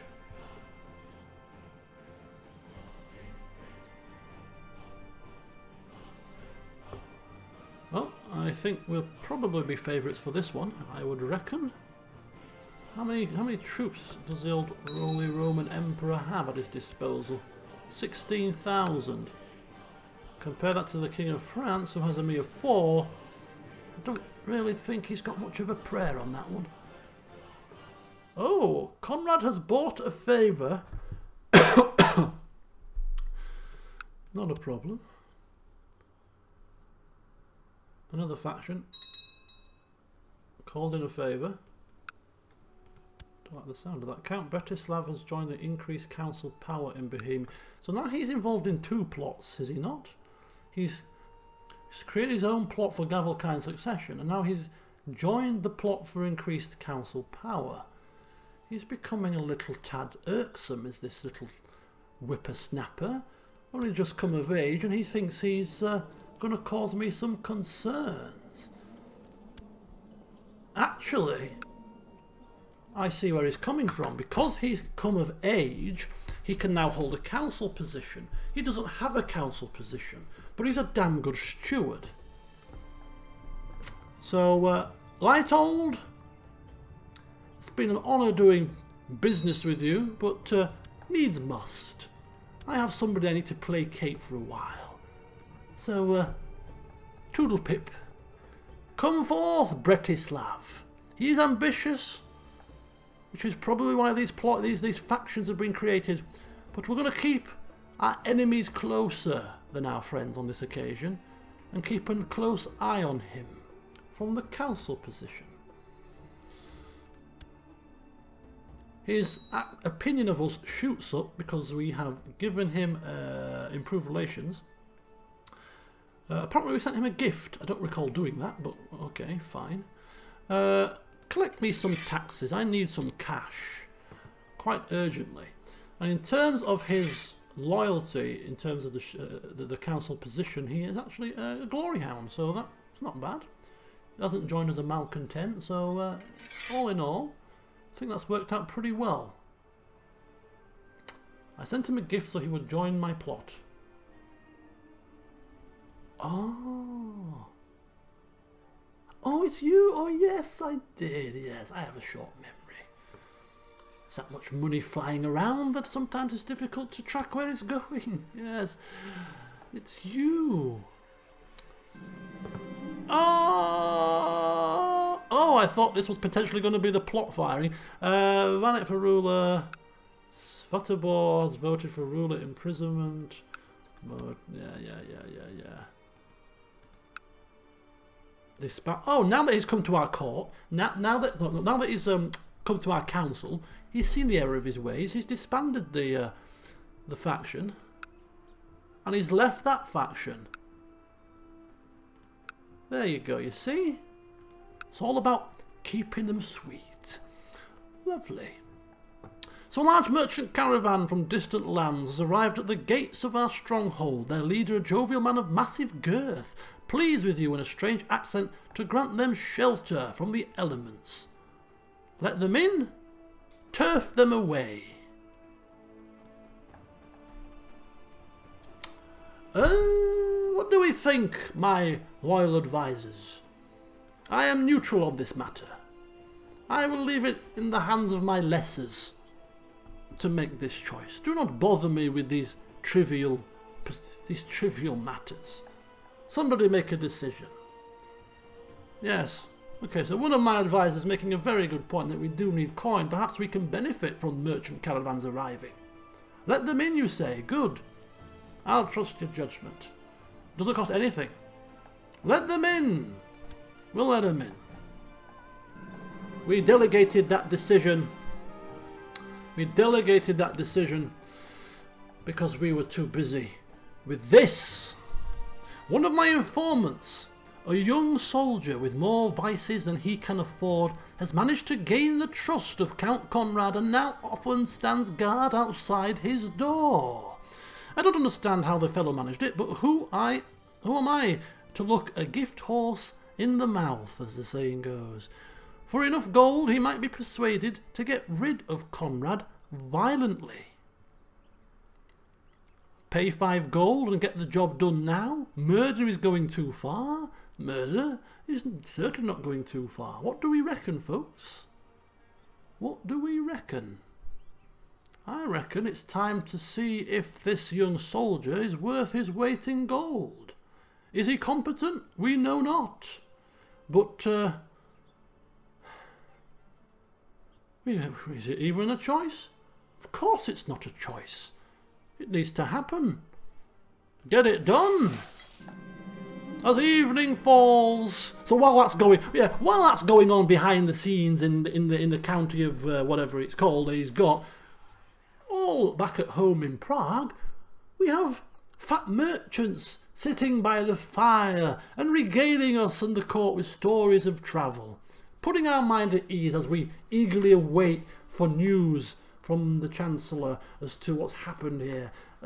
We're a little bit impatient now, you see. We need our mind to be taken off this plot that's running in the background down the road. So yeah, this is a welcome distraction. Yes. It's time for us to bring in more food. More goose, please. More pheasant. Bring it in. Yes, let these men eat and be merry. Just don't bother me until I have some good news.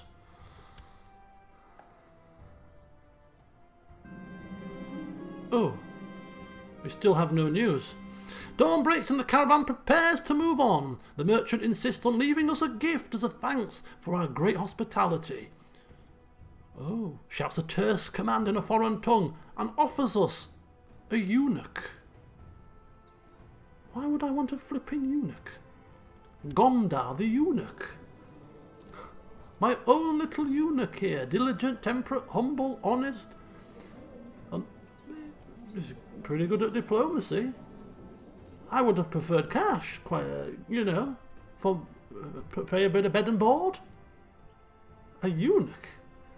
What strange people these are.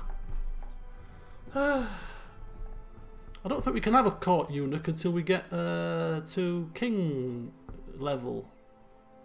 You can have a court eunuch, yeah, but not until we. Well, as far as I'm aware. I think, is it level? You have got to be a king before you get that, I think. But we could be a king soon enough. Very well. We'll have your eunuch. Thank you. Ooh, in disguise. I meet up with my friend Count Conrad's burly armsman and his shifty-looking associate at a rundown tavern. Shamefacedly, he recounts how they attacked him, but he managed to get away? Ah, yeah. There, soldier. There. Not a problem. It's not as if I paid you to do a job. But don't worry. It will all be fine in the morning. Kill him.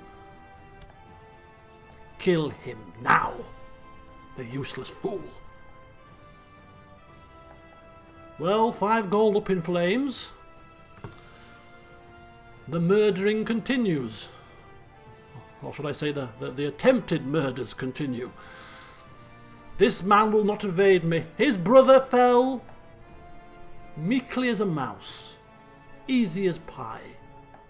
He will follow the same fate. I will not be evaded for long. Mark my words. We are very close to 100 piety. We now just need 100 gold. Right, we got peasant revolts going off in the Holy Roman Empire. No marriage ties.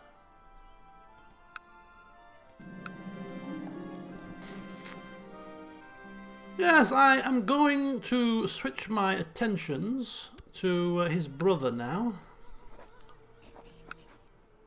Although it would have made sense to keep spying on him whilst we're trying to kill him. It may have increased my chances. But anyway, we'll continue on. Good night, Ollie. Good night.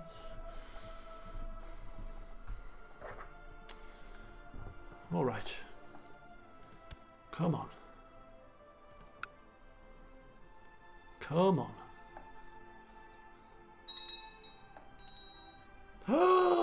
Oh Oh, buggeration! He's finally passed away. It shouldn't be a surprise. He clung on to age 74.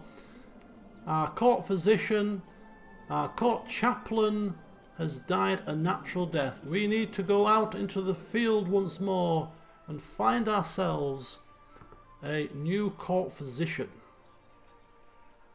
And of course, we need to hold a feast as well. Whilst I'm in this menu, it did trigger the old memory banks. Search for a court physician and hold a feast. Oh, 25 gold. Not a problem. Just chuck that gold around like it's not going out of fashion. Not as if we're trying to save up for a kingdom or anything. We should have maybe waited till we got the kingdom before a feast. But no, I want a feast. I haven't even celebrated properly becoming a duke yet. And the preparations begin. Yes. Ah, right. Court physician, bless him. He was a good man. A very, very good man. But like all good men, they die young. 74. No age, I'm telling you. No age. Right, we need a court chaplain. 18. Minus 17. Idle council member. Right, what do we want him to do? Nothing. Research culture. Send your court chaplain to work for the advancement of culture in a county. So that would increase the cultural spread. Hello, weekly wizard vloggers. Or we could go with the old improve religious relations. And you know what? We'll try a bit of cultural research. Actually, increasing relations with the Pope might not have been a bad choice. But the piety, we're alright with the piety now. I wondered if it would have been cheaper if we had good relations with the Pope to ask for absolution for our sins. Possibly.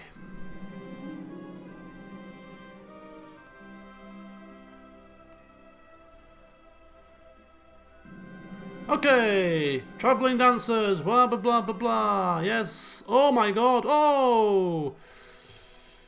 We need to cut the costs. This is going to be a cheap feast. It's going to be a cheap feast. No, it's not. We're having a feast because we want to show off our wealth. We want to show off, put on a show. We don't want to be seen as scrimpers and savers. Oh God. Let there be entertainment of the finest order.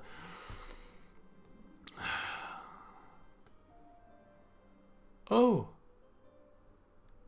And more entertainment. We have a wandering minstrel. No, we already have entertainment. Forget that. We have one source of entertainment. That's enough. I draw the line at a travelling minstrel, okay? But however, we do need some decent food. We could spend lavishly, or we could spend enough just to satisfy hunger, or we don't want to spend too much on food. We're going to spend lavishly on food. This is going very well. Oh my gosh. Okay. Ooh. Who is this? A one-eyed man. Sevenik the Wise. Blessed with immense wisdom. Significant sum of gold. 30 gold! If we do not get him, he swans off. Right. He is a mastermind theologian, a genius, an adventurer, a celibate, arbitrary, cynical, humble, deceitful, and he's got one eye. 25 learning. He doesn't have that trait that the other one had as a good medic or whatever it was, that trait. Oh, is he good? Is that good? Is this a good man? 43?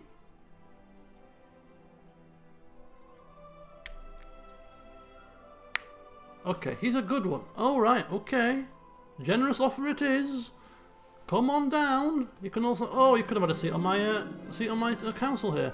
Right, the preparations are ready. We're really now down to rock bottom in terms of coin. And, okay, well, screw you, Bishop Yaromir. Screw you. Yeah, and screw you as well. And well, you weren't even. I don't know why I sent an invitation to you. Must have been a typo, because you certainly weren't coming. No. But you, however, I am surprised at. Well, that bugger me. That does wound me deeply. I thought we were getting on. Is anybody coming to this damn feast I've splashed out on?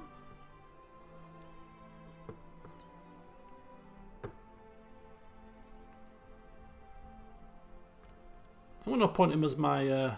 oh, no. Actually, he's come to the feast. We'll leave him in position.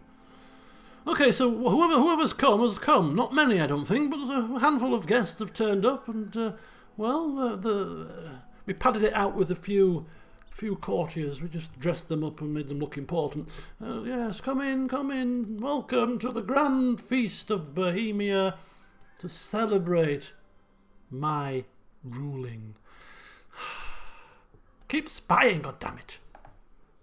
Why are things not working out as they're supposed to work out? What is going on? What is going on here? Ooh. Something happened and the message has just disappeared off the screen all of a sudden.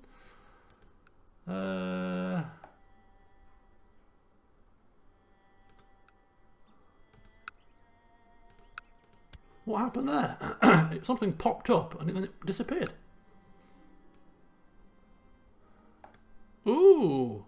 You've just become friends, I think, with one of our mayors. That's good. So, Mayor of Mikulov has become our mate. Alright, so what have we got this? Baron Vanek has arrested an armed man with ragged armour and a spotty horse. A hedge knight.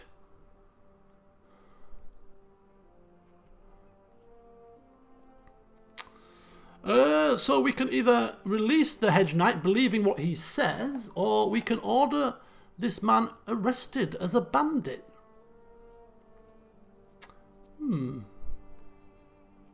I mean, I am indifferent again on this choice. I couldn't really care less what you do with him. I can't really care less.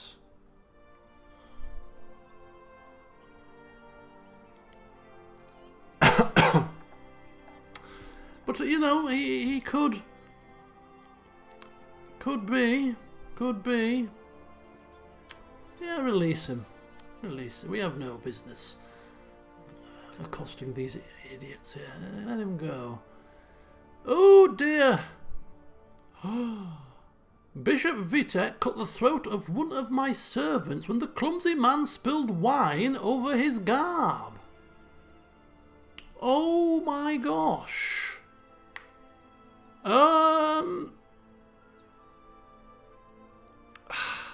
No, I'm sorry.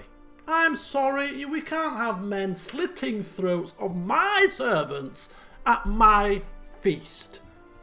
No. Imprison this man. Imprison him. Right, everybody's gone. And we won't be having a feast anytime soon unless we become king, okay? Because we need the money to save up. Bishop. Who's the bishop in prison here? What do we do with him? Let's have a look. Bishop Vitek. We're going to just keep him in prison? No, we're not. We're going to ransom him. Yes, we need coin. We're going to keep you in the cells for a year. It's a very short prison sentence for murder, but we're going to keep you in for a year. Then we'll ransom you off, okay? So, March 1077, folks, remind me to release this man for a small cost. It's only a poxy servant. I need gold. We need gold, not just the piety. We need the gold. I think was it 200 or was it 150? Let's have a wee peeky here. 189. 189 gold, so we're a little away from that. If we can extort a few people, it would be most welcome.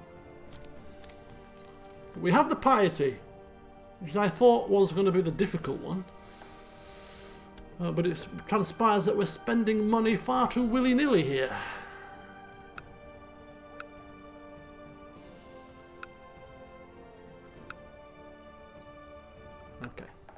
So we've got at least 25. If we could kill, if we could just flipping kill this idiot, I'd happily ransom his daughter to whoever would have her back. And that'll be another 25 gold. But whilst he is still alive, we are keeping his daughter in prison. There's a bargaining chip. Now, is anybody else... Oh, look at that! Mayor, our good buddy, who we made friends with at the feast. Yeah. Whilst we were drinking and carousing and having a great old time, we managed to convince him to join the plot. Come on down. He's not a drunkard, is he? Or anything like that. Craven, deceitful, kind, cynical, charitable. Nah, he should keep his mouth shut. He's our buddy. And somebody else is now bribable. We've got a courtier for another 10%. She's only a courtier, so she should be cheap. 15 gold. Holy cow. You know what? We're not going to go for that. We can't keep spending this dosh. It's too much. It's too much. Right, my loyal spies. Ooh, wait a second. Wait a second. Wait a second. Attempting to promote his vile heresies. Expose and denounce him publicly, giving me a reason to arrest him. But would that give me an opportunity to get rid of his title? I don't think it would. Not sure. Threaten him with exposure unless he stays out of all factions. I think Crown Focus is kings only, I think. I believe. I mean, I could arrest him, but is that gonna get rid of him? Is he actually heretic? No, he's not. Well, we're gonna try it. He's already in negative 100 opinion. What's the worst that's gonna happen here? He's a heretic, spreading his vile heresies. Ooh! If he rises up against us after we try to imprison him, I think we'll take him down then. Ooh, wait a second. Things are all kicking off here. Ooh! We have actually gained now the title Intricate Webweaver, which has further increased our intrigue, I believe, now up to 26. Holy mackerel. Holy cow. He is getting more intriguing by the minute. Right, we can increase our success of arrest chance by utilising the, I think it's the Marshal. Used to be anyway. Arrest chance plus 14%. I believe that's how you do this. So let's give this a whirl. Let's have a look. So, suppress revolts in Olomouc.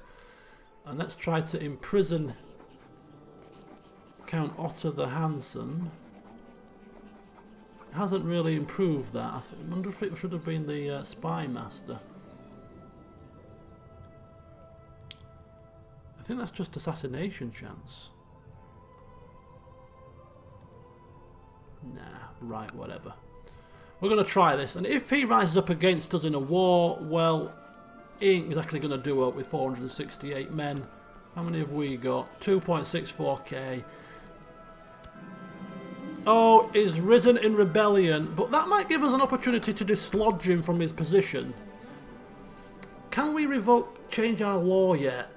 No, we need till the 1st of February to be able to revoke titles. So, yeah, if we get this war finished, and then the 1st of February ticks round, and then we manage to be able to change the law to allow us to revoke titles, we might be able to do this.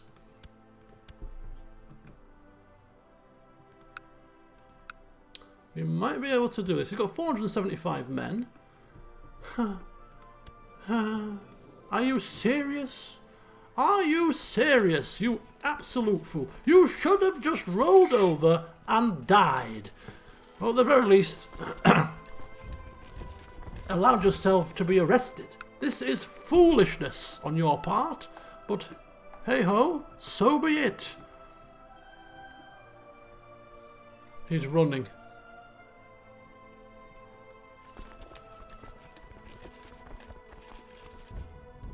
Where is he going? Borislav. Ooh, ooh, ooh, ooh! Poisoned wine! It's the return of the poisoned wine! Oh, oh my god! What is going on here? All the intrigues are coming together in one point. He's murdered a child as well. This evil man, he is a heretic. He's a child murderer. Oh, you really seriously cannot put your trust in someone such as he. And my wife is pregnant. It's all coming together. Come on. We're going to suffer a little bit, but now we've got more numbers. We should be okay. We've got more people coming as well. We should be able to put this dog down pretty quickly. Oh! Oh, oh, oh, oh! It looks like, forget about ordering soldiers to do the job. Stick with poisoned wine. 2 brothers. Both raging alcoholics. Alcohol poisoning. Both of them. They should know their limits. One of the pesky premise leads are gone, and we are about to put down another one. Right. Okay. Okay. Chill out, folks. Chill out. Here we go. Let's just do things one step at a flipping time here. One step at a time. Wait a second here. Wait a second. Right. Okay. Looks as if we were in the battle there personally again. Died under suspicious circumstances, did old Count Conrad there. Mightily suspicious. Right, who are you? You are the Count Duchy of Carinthia, not one of the bigwigs, so I'm not overly fussed about you and your council support.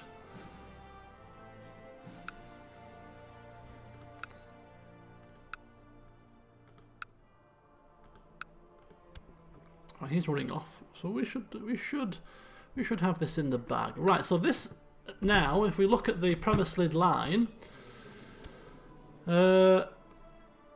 that's him there, isn't it? So we've killed off one brother with poisoned wine. We've killed off another brother with poisoned wine. 2 brothers left to slay. And trust me, we'll get there. We'll get there. Right, actually, also, whilst we're on this little game of intrigues here, let's see how much we might be able to get for releasing little Zolfi here, who was the daughter of the previous count, who has just died so tragically sipping on wine. How much are we going to get for her now? Only 10 gold, not as much as before, but we'll let her go. It's not quite been a year, so we'll continue to wait patiently. And she is somebody that we don't really care about. She's not got no ties to the premise lids that we're aware of, but she can now be ransomed. So we'll ransom her off. She's been in prison for some time. It's only 10 gold, but every little helps. We'll keep him in there for a little bit longer. Okay, so a couple of ransomings.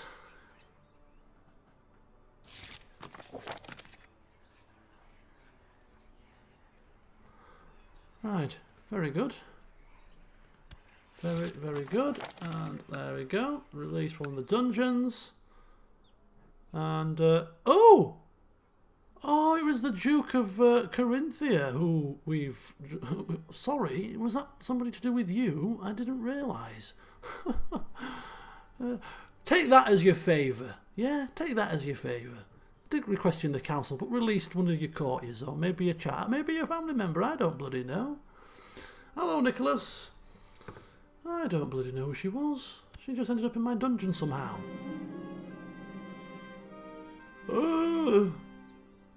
Wait a second, wait a second, wait a second.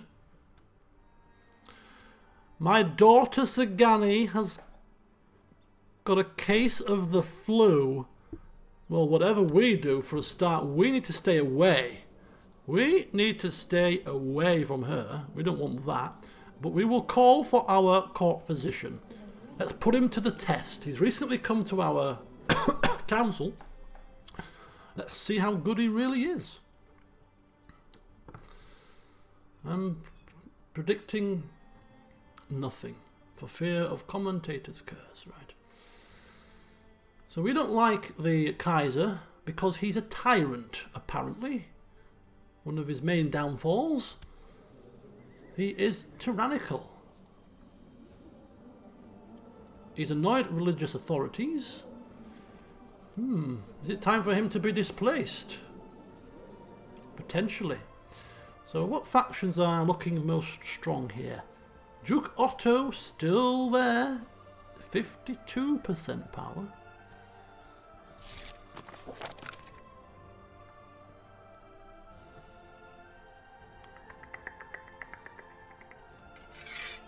Yeah, he's court physician. He has got the role.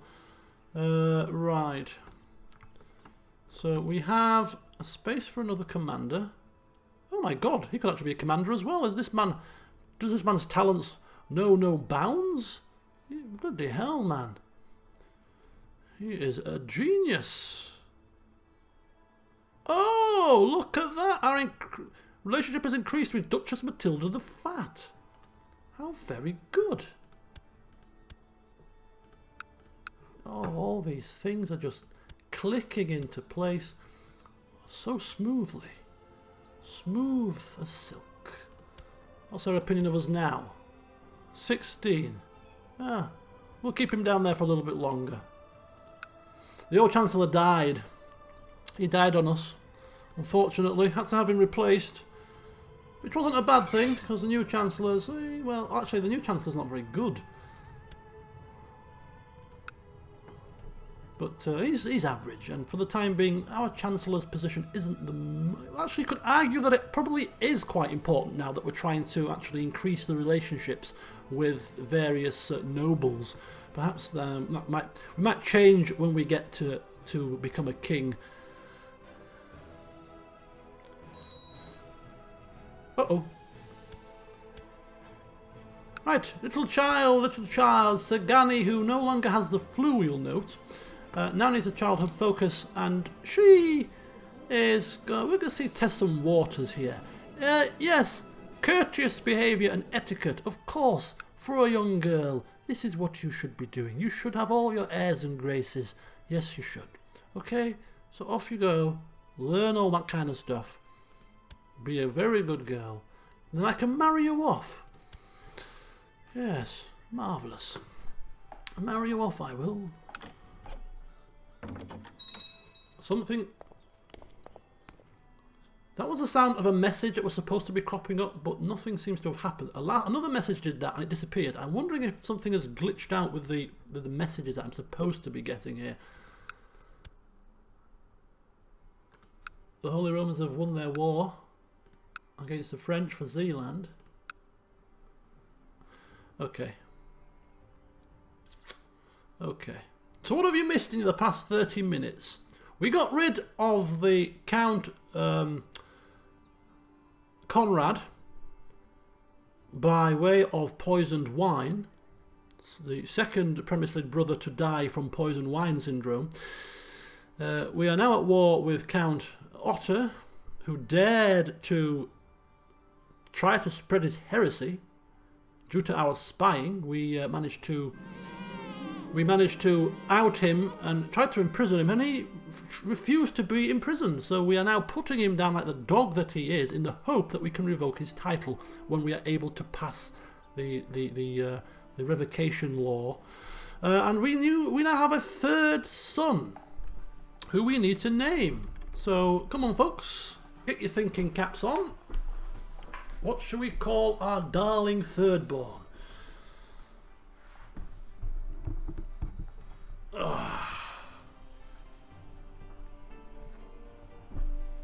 Yeah, Bohemian wine will get a terrible reputation. Indeed it will. Heinrich! It's not far off from Gindrich. Friedrich? Heinrich or Friedrich? Oh, two choices there I like. Oh, wasn't Titus a Rome Total War great general of ours? I think he was, actually. Karl. Ooh, no, I'm thinking Friedrich. I think we'll save Heinrich for maybe a more pertinent character higher up the standings. I think Friedrich is will do for now. So little Friedrich, let's have a look at him, shall we? Did he have any stats at all worth noting? I don't think he will have done, but no, nothing of note. All right. Bedrick says his favourite toy is missing and he won't go to bed without it. I may have thrown it out today when I was tidying up. Offer to buy a new one? No. Guess I'll have to go and find it.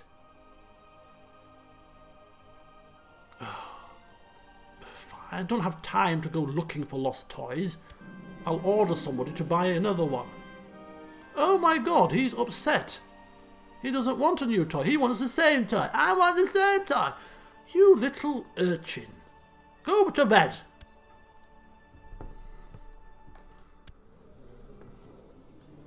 Right. Now, before we were distracted by children's toys, I've got a bloody duchy to run here. I think I'm running around after toys? Right, we're almost there. 84%.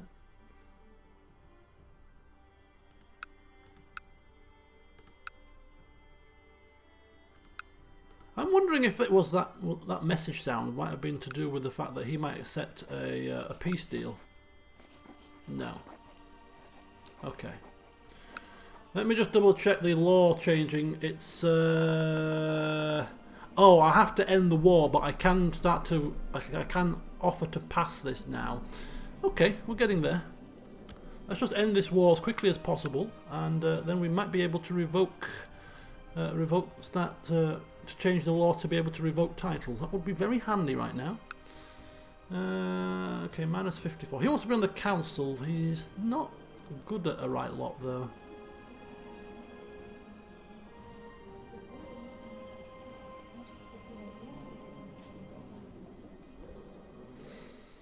Ooh.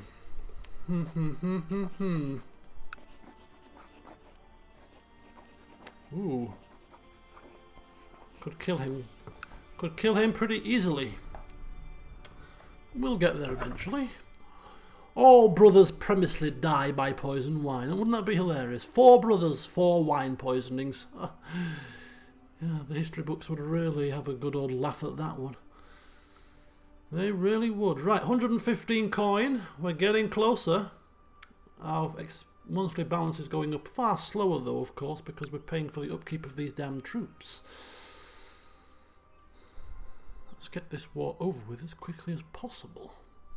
It's halting our progress. But I suppose, you know, becoming king when your land is a lot more stable in terms of, you know, you've got rid of the Premisely brothers and whatnot. It's probably better anyway. Yeah. I think we'll go further west for our wine. I hear France does good wine. Yes. Far safer. Less irritable on the old stomach.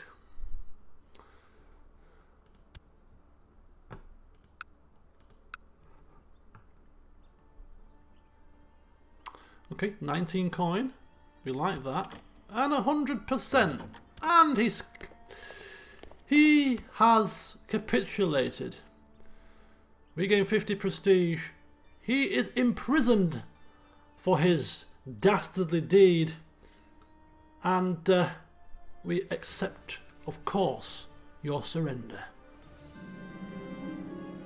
He's in the stocks. Right. Quickly. Law change. Revocation. Oh, we've got 2 people that are undecided here. Count Strakvas and Mayor Slavomir. Oh, I don't think this is going to pass. I don't think this is going to pass. Unless we do some manipulation. Can we buy favours here? But that's going to cost coin. And really, I'm not in the position really to be spreading coin around like wildfire. Who's going to inherit? Count Yaromir. So Count Yaromir will have 2 counties. I don't want either of these guys to have both counties, combining their power. That's not good. Oh man. Can we actually revoke, out of interest, would we be able to revoke his title? Yeah, as a traitor, our vassals will not object, but our law does not allow us to do it. Boulder Dash, man. Boulder Dash. Right, let's have a look at the council. Let's see if we can manipulate this council to do what we want. Who's got the highest opinion of us? 17? He's got a... Strakvass has got opinion of 67. He's undecided at the moment. He's undecided. How much to call in a favour here? Buy... Request council support. In exchange, you will owe him a favour. He will go for that.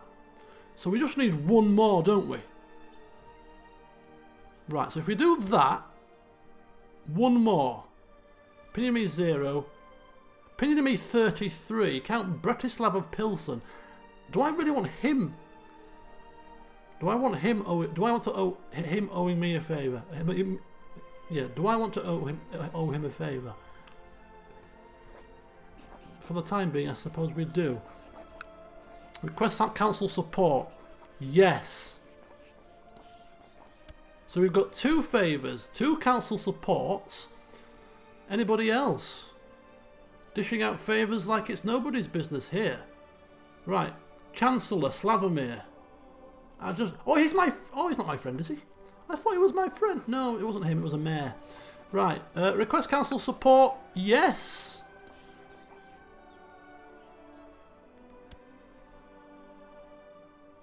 Right. So we've requested their favours. So do we need to wait for them to say yes, they do it? Or do we vote now? We need to vote for their replies. I will support you in the council. I will support you in the council. That's 2. One more. I will support you in the council. Good. I owe them all favours, not a problem. I don't know what they're possibly going to ask me, but I'm sure it won't be too bad. This is important. Right. This is important. Law change. Revocation of titles allowed. Yes. Yes! Famdabidozi! Thank you all for your council support. May you go in peace. Whenever you want a favour, just ask for it. Now then, I have business to attend to. You there, you dastardly dog. I'm going to revoke your title whilst you're in my prison. Yes, I am. Because you've been far too irksome for your own good. Thank you. I'll be taking it from you. Lovely. Excellent. It's now under my control. And just to finish the job off properly, we could do with him... where's he gone? He's obviously no longer in my prison because we have revoked his title. Is that right? That he would leave my prison? No, he's there. Otter. He's just lost his helmet now. He's now looking a little bit worse for wear. No formal crowns anymore. Nothing but a stupid hood and a disfigured mask. Yes. Right. What else can we do with him? Execution is probably tyrannical. Yeah. It is tyrannical. But he needs to die. We need the brothers dead. We need brothers Premisley dead. 10 gold. No, it's ridiculous. Plot to kill. Only 64%. Right. We could throw him in the oubliette and hope that he dies of natural causes. I want to stop spying on him. Okay. Yeah, we're going to throw him in the deepest, darkest hole that we've got. If we're not going to kill him, then we're going to completely and utterly take him out of the game. And he's depressed. I mean, I'd be depressed, having gone through what he's gone through in life. He started out a handsome devil.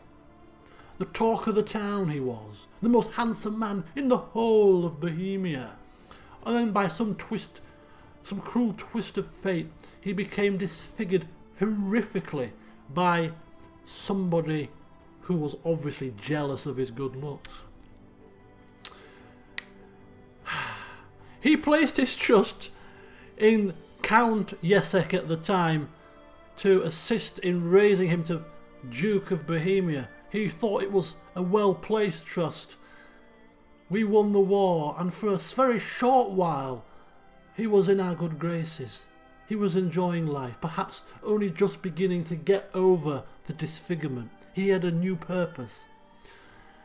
He revoked the title of his brother and became Duke of Moravia, and that was his crowning glory. He was on cloud number 9. He was disfigured, yes, but he was a disfigured duke. People would respect him, and he felt good within himself. His self-confidence had returned with the help of Duke Jesek, and then all of a sudden it went very sour as the dastardly, scheming Duke Jesek turned his attention on the Duchy of Moravia, and the rest, as they say, is history. Or at least, Count Otto, as was, is history. What a poor, heart-wrenching story. And it was true. You tell that to your kids as a nightmare story. It's a horror show. No, it really happened. It really happened to the poor fella. This is not a myth. This really happened. Oh, it was so sad. Oh. It fills me with great sadness. It really does. So he's in a dark hole, depressed, and no doubt soon to die because he's got -3 health. He can't be long for this world. He's lost his purpose. He's lost his will to live. He's probably not eating the stale bread and warm water that we are feeding him barely to keep him alive. Yeah, it would be more kind to kill him. But the more I think about it, the more you put it like that, the more I think it's actually worse to leave him in this state. A slow and torturous death. But you will die in our dungeons, and we will take the claim that we have paid to another Premisley brother. Which means there is only one left. There is one left. You, I could not get any dirt on you, but I am not finished. I am sending all of my best spies out. They will find something that you have done wrong. You are not whiter than white. You are not. I know you've done something, and I will find out what. You mark my words. You are the last brother Premislid that I need to deal with. Watch your step. Watch your step. We have news. The slightly tax-focused burgher obligations law. Yes. I'm not a burgher, am I? No, I'm a noble vassal. I'm a feudal vassal. So this affects the mayors, so it doesn't affect me.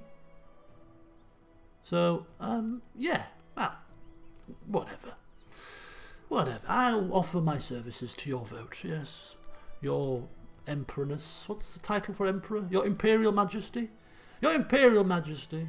I bend myself before you as your advisor, and all that stuff. Because soon I will be Emperor myself.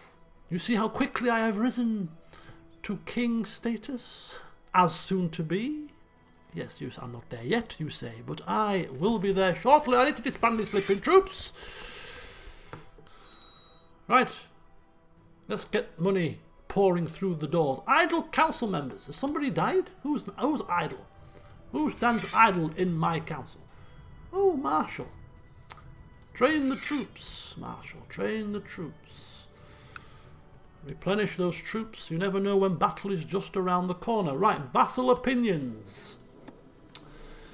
Okay, so the worst vassal now, really, in terms of our powerful vassals, our countly vassals, is this pesky final Premiersley brother, who we could actually kill off, but then it would pass to him. It's a bit of a cat and mouse situation, isn't it, really? We need to kill them both off, ideally. So we won't kill him just yet. We'll keep spying and hope that we can find something suitable for us to revoke his title. No, we'll spread some malicious rumours, but we'll keep looking for that nugget, that holy grail. We will hopefully find something. What is that?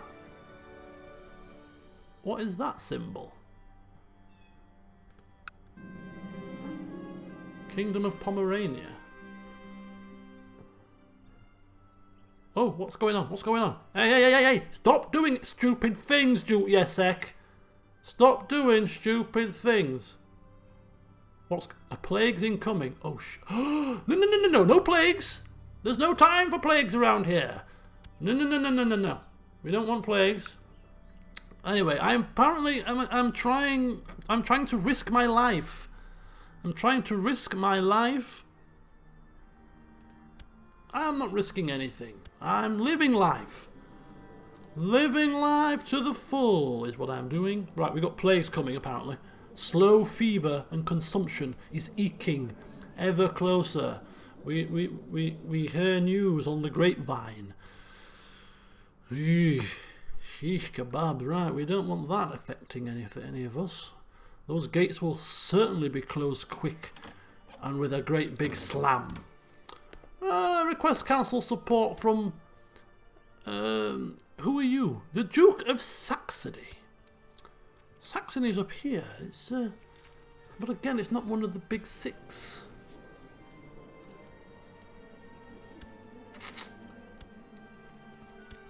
Nobody's voting for me on this little council here. What do I need to do?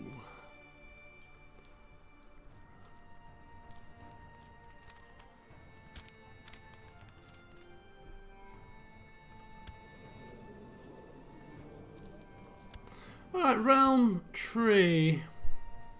What's he called? Duke Ordulf. Oh, he's way down the list. I'm not overly fussed.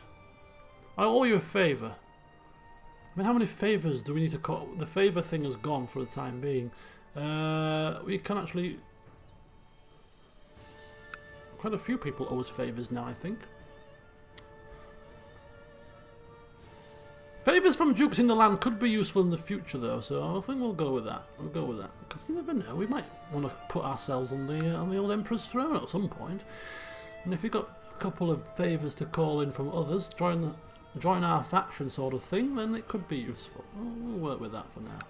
It's unlikely that's going to happen anytime in the future. One step at a time, Jesek. You need to slow down. It's only been 12 years. That you've been in power. You've gone from count to emperor. You have to walk before you can run. Ah, so who owes us favours? Oh, Otter owes us a favour.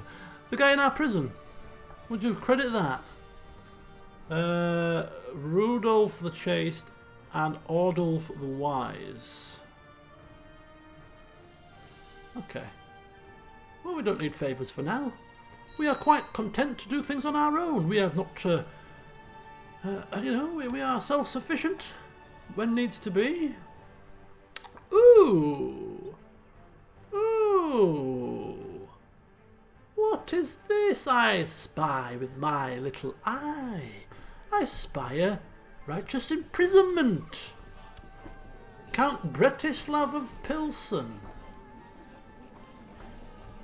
Oh dear. Don't think it's a revoking title kind of... yeah, it's not a revoking title kind of treachery.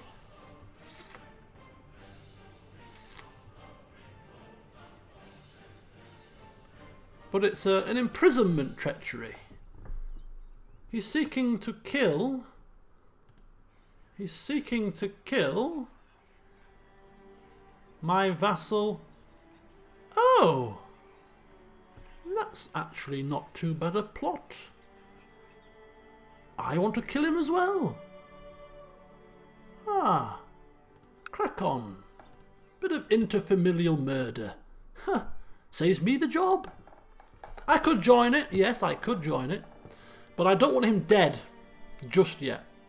It had passed to him in prison, which I don't suppose is a massively bad thing, really. He's in the oubliette. He's probably going to die anyway, but...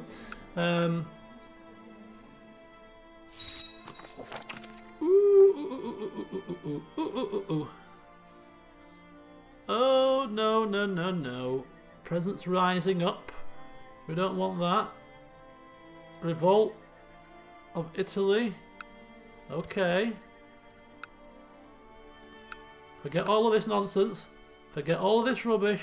Forget everything you are seeing right there and right now, because something is about to happen here. Something is about to happen.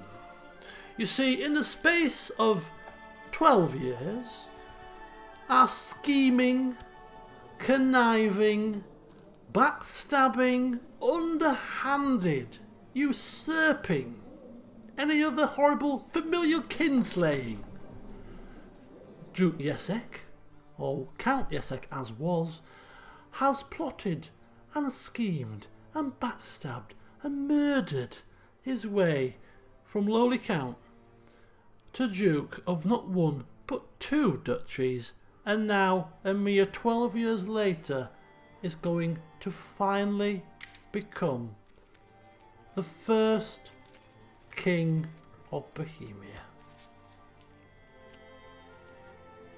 Boom! Oops! Whoosh!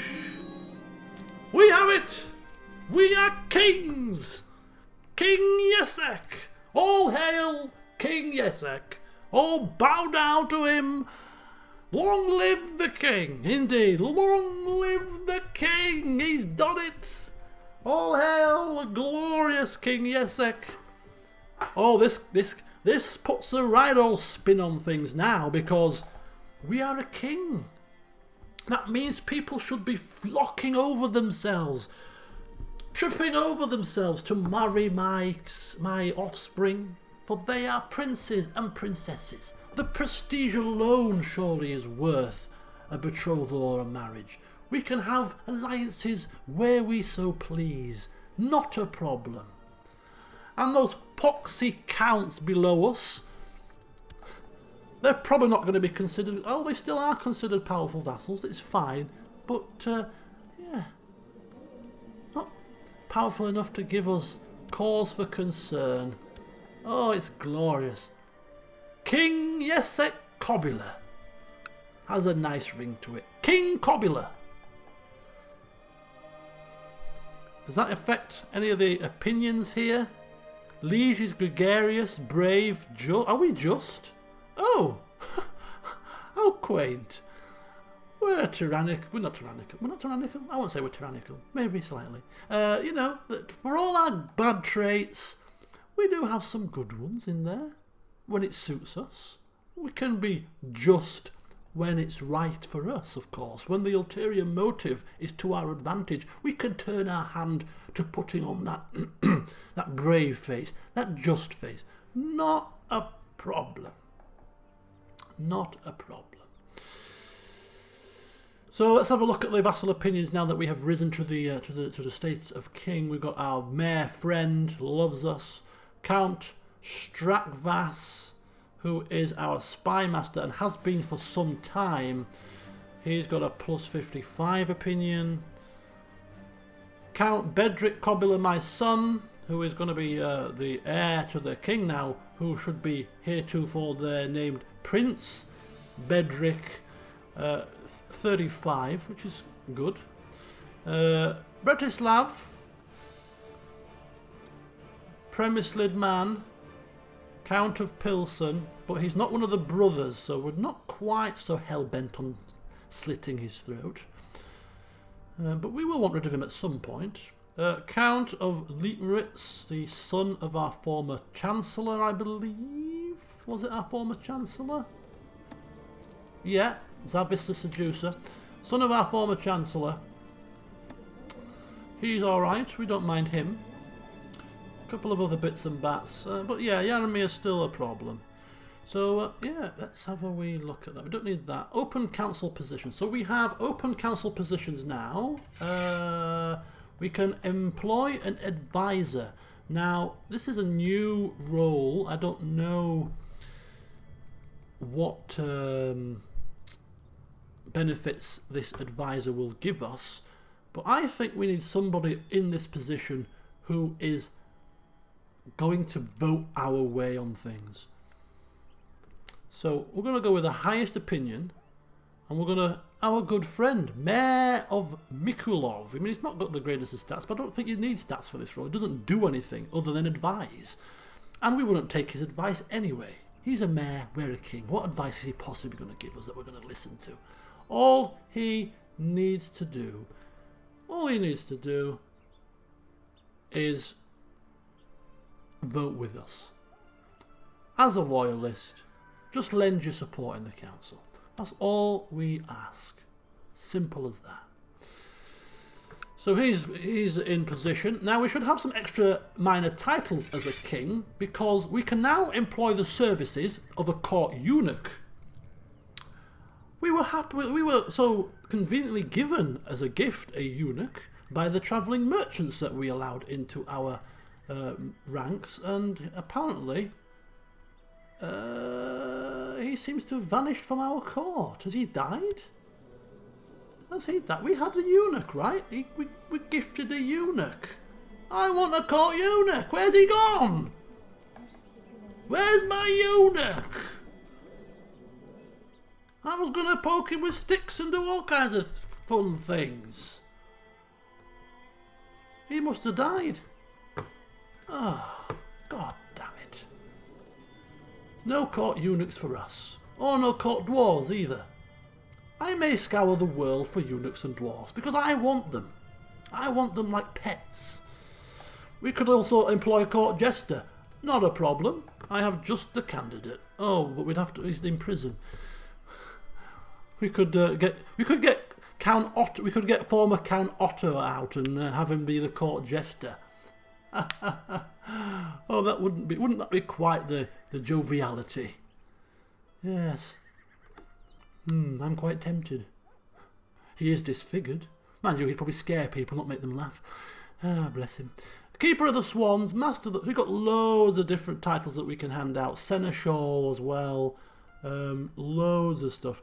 3 commanders we can have now. 3 extra commanders. So as king, I think we need to expand our close ties. More commanders, certainly. We need a eunuch. We need a dwarf. So we're going to go out on the prowl for those characters. I also think that we should have a tip-top council. Because now that we are kings, the intrigue doesn't stop there. Oh no, it ramps up a level. We need everything to be spot on here. We need everything to be spot on, which means that we need to get these positions filled by highly proficient people to run this country. Help me run this country effectively and efficiently. So we may look for new council members as well. Of course, bearing in mind that who we're employing for future votes, of course. So that's that little plan. And what else we got? What else do we need to do? See you later, Crazy Canuck. So the plan that we are now king is to perhaps just spend a little bit of time, as I said, going through the characters and tweaking a few things and positions. That's the first thing we're going to do. After that, I think we should maybe, well, we've run out of coin, but look at perhaps getting rid of the last of the pesky Premislids. But these are all minor things. You know by now that our character, our dastardly character, King Jesek, is an ambitious kind of guy. A highly ambitious kind of guy. And hell, we're not independent. We are still within the bosom of the Holy Roman Empire. And therefore, we are going to start setting our sights on becoming the Holy Roman Emperor. Of course we are. It's gotta happen. So we're gonna put those plans in motion, probably in the next session. For the rest of this session, we're just going to focus on getting ourselves a nice council that we like, get those positions filled, get rid of this last character, and then we'll call a close on that, I think. reposition our council members as well, certainly. Go through the tabs, make sure everything is ready for the next session so that we can continue our next plans. So for the time being, I'm just going to take a 5-minute break, get myself a drink, and then we shall spend the rest of the session, the last sort of 50 minutes or so, tidying up a few loose ends now that we are king. Succession law of the kingdom is still agnatic seniority. That might be something that we want to change, possibly.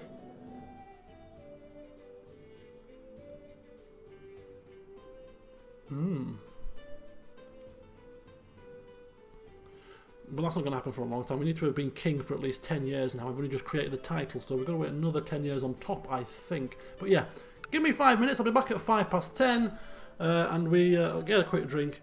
Grab yourselves a quick drink as well, toilet break, whatever else, quick snack, and we'll continue onwards. As king!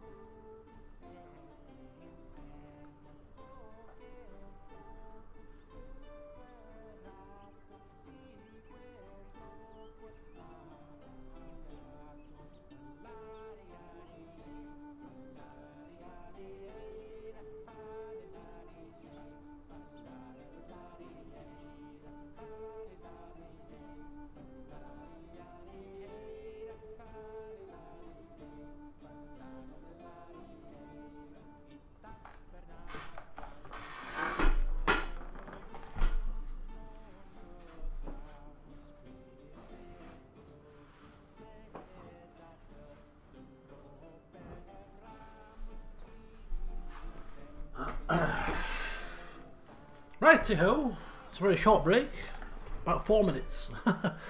I'm eager to get back into the mix.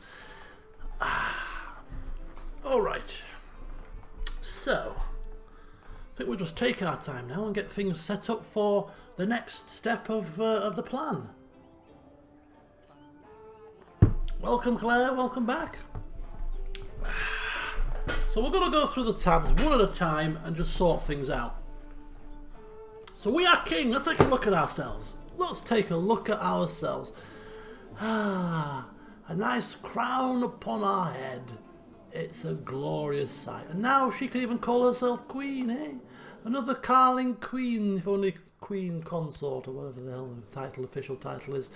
But nonetheless, I'm sure it will bring great honour to your house. Indeed it will.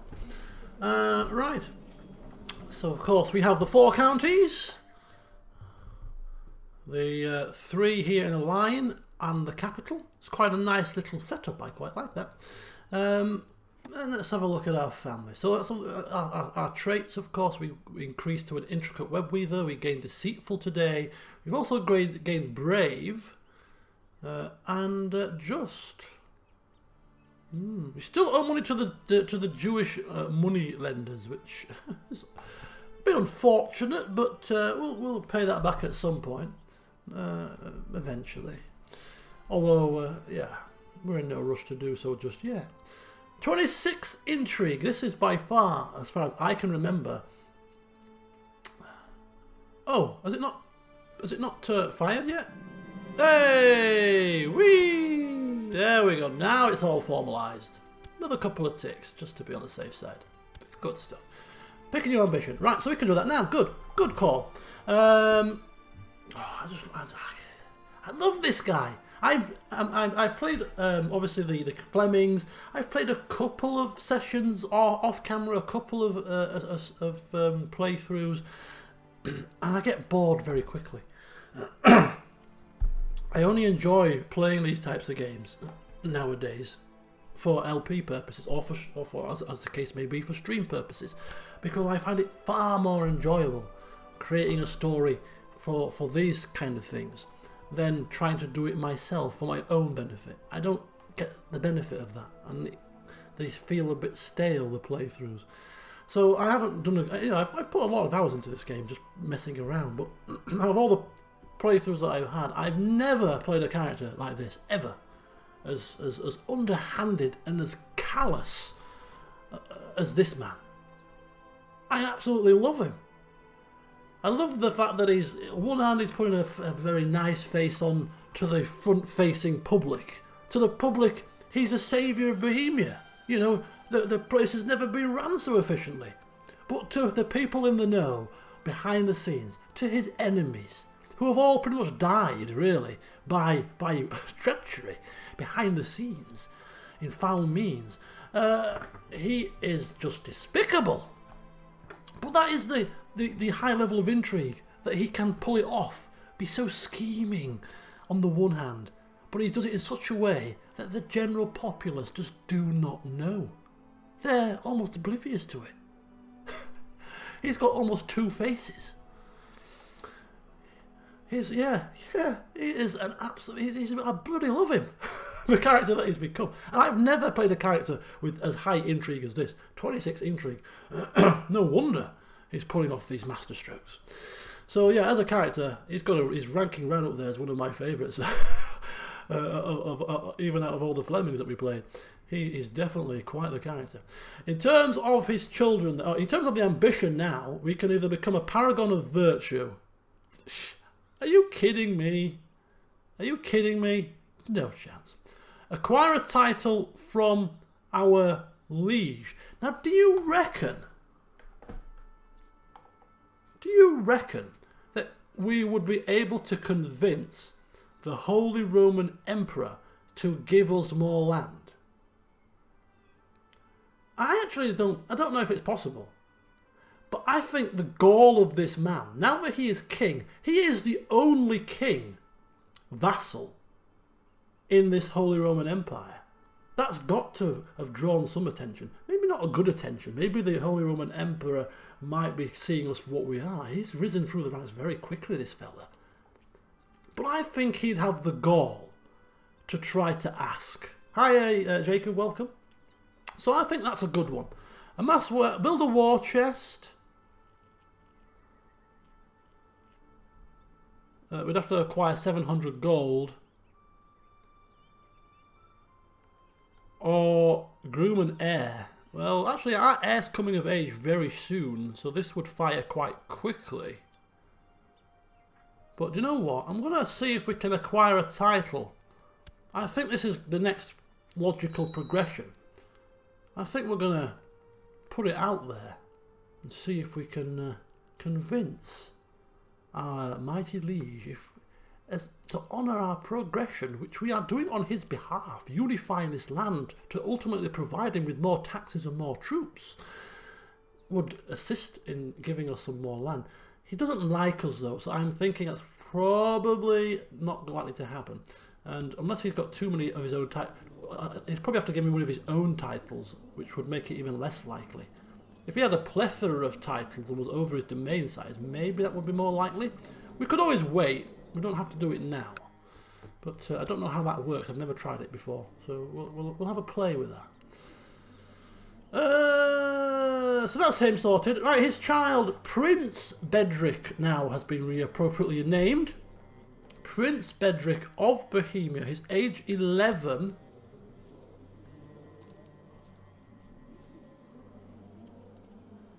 When can we pick an education focus? Is it when they hit 12? I think it's 12. I think he's close to his education. It is 12. Right, okay. So, yeah, we'll get him educated. But it's not too... I mean, I don't know what to compare it against, really. I mean, he doesn't have any of the genius or anything like that, but in terms of the kind of balanced out, really. Not too shabby. Indolent, rowdy, and now fussy. Okay. How about his little betrothed, who is... she's actually 9. She's looking quite decent as well. Brooding, affectionate, ambitious. An ambitious wife. I'm going to leave these two as childhood sweethearts. There was a potential option to get rid of her somehow. But I would... I'm going to keep these two as childhood sweethearts. Yeah, they've been betrothed for such a long time. I know they're miles apart at the moment, but you never know. For sending little letters and showing, oh, very nice and sweet. Maybe going on little visits here and there when we're not looking. But yeah, she actually doesn't look too bad. He's still in power. The issue with an alliance with these guys is I'm still not an independent ruler. I'm still a vassal of an emperor. So would we be able to call them into battle anyway? I don't know. Is the answer to that? But somebody suggested it's possibly not the case. We have our second child, Prince Johann, who is 9. How old's he? 11, sorry. Yeah, so 9. He's playful and conscientious. Oh, he seems to be quite a nice character. Playful, conscientious. His stats are not quite as good as his brothers. Not far off. They both seem relatively run-of-the-mill. Princess Sigani, who is playful. She's etiquette-focused, 7 years old. And little Friedrich, who has just come into this world, age 1. So a nice line of children. Nothing spectacular, but, you know... Can't argue. We've got no hunchbacks, no dwarfs, no little freaks of nature, so we should be grateful for that. Relations with our relations. We've lost a friend. We had a friend, did we not? Yes, we have a friend. Mayor Budivoj, our advisor, recently promoted. Our good friend from the feast. Yes, we like you. Good friend of ours. Our vassal opinions we've already looked at. Oh, a year's passed. Right. Vitek, we were going to ransom you, weren't we? We were going to ransom you for 25 gold. Now, don't you do it again, whatever he did, I can't remember now. Don't you do it again, you naughty boy. He did something, what did he do? I can't remember. Something bad. Our courtiers, not overly fussed for courtiers really. Otter still in prison, in the oubliette, hopefully going to die soon. Got some vassally pacty things, non-aggression pacts. Oh, they're happy to form an alliance now. They are happy to form an alliance. I don't know if it's... don't know if I want to anymore. I don't think we need to anymore. The other one's father must be dead. Your father dead? Yes, he's dead. Died a natural death at age 64. So we don't have that relationship anymore. So you're not used to us. So I'm going to cancel this betrothal because you're rubbish. And he's a prince. He's a prince now. He should be marrying somebody of equal status. Sorry, my dear, but you're no use to us. Au revoir. Bye. So we will release her from the betrothal to our glorious prince because we could certainly do much better. Okay. So that's the relationship, that's the children, and we'll get to focusing on who we're going to be marrying these guys off to and such in the next session. Looking at potential ties now with maybe perhaps fellow dukes and duchesses of the Holy Roman Empire. We're going to start to weave our little webs within the lands here now. We need to focus on the Emperor title, so figuring out ways to do that. Marrying children off might be one of the potential options. Anyway, that's a little bit about us and our family. Move on to the count, though. We'll do the minor titles first. We'll do the minor titles. So is anybody within our current court, do they warrant being given a minor title for their services? Has anybody done a good service to us? Nothing is jumping out. Strakvas. He's been quite the loyal servant. He's been our spy master for some time now. He's revealed a couple of plots. He backed us in the plot and helped us out in the plot to poison... was it Conrad? Conrad, yeah. So, yeah, he was instrumental in that. So he deserves a honorary title. He already has an honorary title as High Almoner. Okay. So, I don't know if the minor titles have any form of ranking as to which ones would be higher ranked. But this has an opinion of +10 rather than High Almoner as a +5. So I'm going to assume that the Seneschal, as organiser of the feast and domestic entertainment, is a key role and very prestigious. And having him arrange those things as spy master, he would be best placed to ensure that any of our wine isn't poisoned at these festivities. So I think we're going to see if we can give him that title. I think we'd have to remove him from this one first. Is that right? How do we do this? We have to revoke honorary title, which hopefully won't... This will change his opinion of you by -25! Oh no, we don't want to do that. Okay, that's a bit of a bummer. Can't we like change council position, but you can't change honorary title? Well, that sucks. That sucks. High Almoner. What's he called? Strakvas. Can we not find him? No. Don't think you can do that. I think you're stuck with him as High Almoner. That's... oh well. Never mind. Never mind. Right, Bishop. No, he's not done anything for us. Oh, give him for life. Well, that would make sense then, I suppose. If that's how it works. Okay, so none of these guys really have done anything else to warrant us issuing any more titles. Now that we are king, do we want to delegate court tutorship perhaps to somebody? Anybody is a decent court tutor? To tutor the children of the land. I don't think there is at the moment, personally. Nobody springs out. I mean, this guy, but the trouble is he's got such a foreign culture that would be detrimental to any education. It's a bit risky. So not for now. Right, okay, so here's the fun bit. We are going to look for a court eunuch. Let's look for some eunuchs. We're going to scour the land for this. We want the best eunuch that we can possibly find. So a man not in prison, don't matter if they're married or not a ruler, in diplomatic range, happy to join our court, and it has to be a eunuch. Can we not search for a eunuch like that? Maybe there's no eunuchs available. What about dwarf? No? Let me see if this is working properly. Okay, so eunuchs, there you go. I might just have to reset it. So men, not in prison, and not a ruler, and in diplomatic range, and happy to join my court. Okay, nobody's happy to join my court. What? Why not? You little eunuch buggers. You little...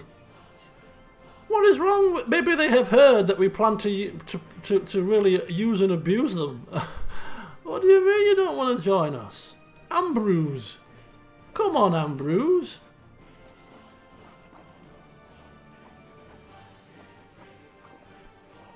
Oh, I cannot believe that no eunuchs want to join our court. They obviously have heard on the grapevine what we intend to do with them, and similarly, there are no dwarves that want to join our court. You little dwarven bleeders. Oh. Well, there's going to be no fun and games for us then, is there? Eunuchs can't leave their master. Well, that might make sense if they're classed as loyal servants because they won't leave. Oh, but we had a eunuch. I can't believe we've lost him. I wanted my own eunuch. What kind of a king doesn't have a flipping pet eunuch? Never mind. Right, court jester. Is there anybody in our court that deserves this title? Does it actually do anything? Oh, it leads to a negative opinion. Wow. Anybody in this court that has really just ticked us off? Really, really ticked us off that we want to basically show up. Other than Otter, who's in our cell, and I don't know if we released him where he'd go, he probably wouldn't come to our court, he'd run off far and wide. I'm not seeing it. I mean, this guy would make a good court jester, but we need to take his land away first. I don't think so. There's nobody that fits the bill. This is disappointing. There's just no entertainment, no eunuchs, no dwarfs, no jesters. How about we... This is really not politically correct, but this is not a politically correct time of life. Any imbeciles? Ah, lovely. Apologise in advance for this, but we'll hire a court jester from far and wide. Yes, we'll bring forth an imbecile. How about a hunchback? Oh, we're really scraping the barrel. Oh, here we go. We can either hire an imbecile or a hunchback as a court jester. What would be more funny to the populace? What would be more funny when holding a feast? Let me think. I'm thinking probably an imbecile is best, personally. So here we go. Oh, this is so evil. This is. How about a hunchback imbecile? Now is that possible? Because they're both classed as inheritable traits. Can you have more than one inheritable trait? Oh yeah. Let's go through the candidates, shall we? We've got an imbecile who's craven, gluttonous, so he's probably fat. A fat imbecile who can fight. That's good. We could hold Roman-style gladiatorial tournaments. Oh, wait a second. Oh, bugger. Oh, I was going to get excited. We've only got the one candidate then. Not a problem. He's still an imbecile. Charitable imbecile. Oh, bless him. He's charitable, but he's an imbecile. Envious, cynical, and gluttonous. He's orthodox. Oh, there are a couple of maybes. Were there a couple of maybes? Oh, there were a couple of maybes. An imbecile court chaplain. Wicked priest, brave, shy, lustful, deceitful, envious. Not stoked with that.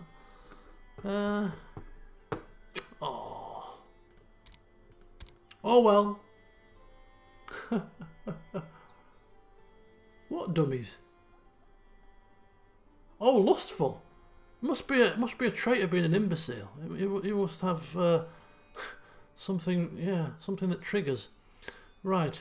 Well, we're inviting him. He'll have to do. If we find a better imbecile in the future, we will replace him. I mean, he'll always have a place in our court, of course. We won't cast him aside. We're not evil. But yeah, for now, he will have to do a Greeky. We don't understand what he's saying, but he's hilarious, the stupid fool. Invite him. Come on. Entertainment galore. Yes. In he will come. We have ourselves a court jester. Marvellous. Right. Keeper of the Swans. All of these are titles we give out to people that deserve it. People that earn our good favour. And right now there's not a lot of them. Okay. Commanders. 3 commanders. 3 commanders. I'm quite tempted to have our court physician as a commander. I really am tempted. I don't think it's probably wise though. Right, we're gonna have to go forth for commanders now. We shall. Now that we are a king, I feel that we have probably a wider reaching diplomatic net to cast out. I mean, people will be crawling hand over fist to join as a commander for a king. Surely to God. So we're going to now stretch that range out further. To join our court as oh, wait a minute. Get rid of imbecile. We don't want any imbecile commanders. Certainly not. We don't want that happening. Thank you very much. Okay. We want competent commanders. Well, there's a semi-competent. Right, we've got Arkenboard of Bourbon. Currently steward. Wasted talents. Zealous. Skilled tactician. Cruel. We like that. Gregarious and proud. He sounds like a very staunch, ideal commander. I think he is candidate number 1. We'll bring him forth. There we go. Come forth, my new commander. We got 3 more to assign. 15. We have Brilliant Strategist. He's just a mere courtier in the Saxon band. If he served in a band, he must be battle-hardened. Envious. He's ugly, but we ain't hiring you for your looks. Temperate, wrathful, and gregarious. I like that. I like that. Yeah, I think he's also a good candidate. And then we've got a 14er here, but he's got a trickster, flat terrain expert down here. Are we fighting a lot of flat terrain here? Or a lot of hills? I don't know the terrain. We could probably look to see. Does it tell you? Plains. So flat, a few hills, a few plains. Trickster, what does that do? Known to be unpredictable on the battlefield. Enemy won't see it coming, neither will you. I don't think we want somebody that's quite so... Yeah, we don't want somebody that's a bit random like that. We don't want somebody pulling all kinds of nonsense on us on the battlefield. Aggressive leader. Brilliant strategist. Arbitrary, gregarious, greedy. I think this guy. So we're going to go with Arkenboard. So we've already invited him, I think. We're going to go with the second guy here. Okay. Yeah, the ugly one. Ermenred the Ugly. And we'll go with Mr. Aggressive Leader here. Bergon, Commander of Dax. So we'll invite some some new commanders to the mix. So we'll get those in play now and get them into their respective positions, and then we shall start looking for actual council members, which is a little bit more tricky. Okay, he releases himself from prison, pays his own ransom. Right, whoa. Okay, here he comes. Here he comes to save the day. Okay, thank you. Yeah, keep coming. I think they've all come now. Our court is flowing with people. It's marvellous. Oh, happy days. Good night, Roman. Good night. Right, Erman Red, come into the mix. And we have Arkenboard coming down. And we have Bergen. Lovely. And of course, let's not forget the star of the show. Court Jester, imbecile personified, where's he gone? Hairlip? There he's here. Kyriakos, for our entertainment. Oh, lovely. Will you convert religions? Can you do that now, or is it ask him to convert to Catholicism? I don't think so. Has to leave court. Demand religious conversion. No. Oh. You're an imbecile. You should do as I say. You don't know what I'm asking, do you? You stupid man. Just do a dance. Don't backchat me. Right. Okay. Council members. I really want a new Chancellor. This mayor is not doing it for me. Now, there's nobody in my court that really fits the bill. So, again, casting our diplomatic net out into the ether, we're going to go looking for a new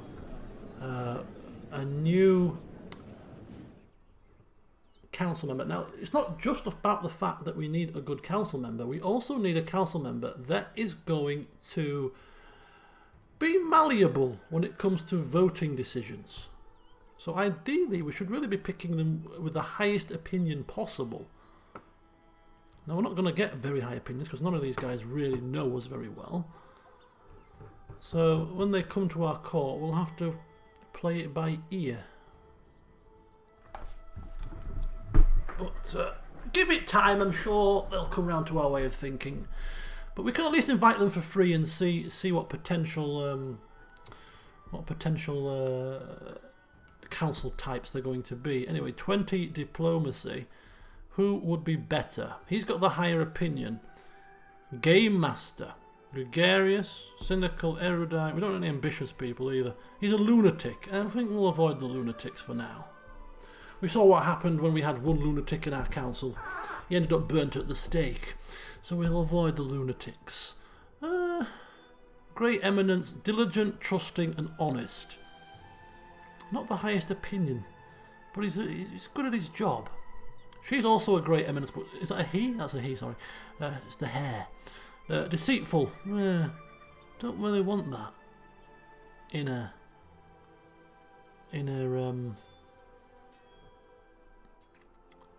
diplomatic man. What do we think, folks? We can have Traherne, Welshman of Glamorgan. Or we could have Finn, the Norwegian man with the strange moustache.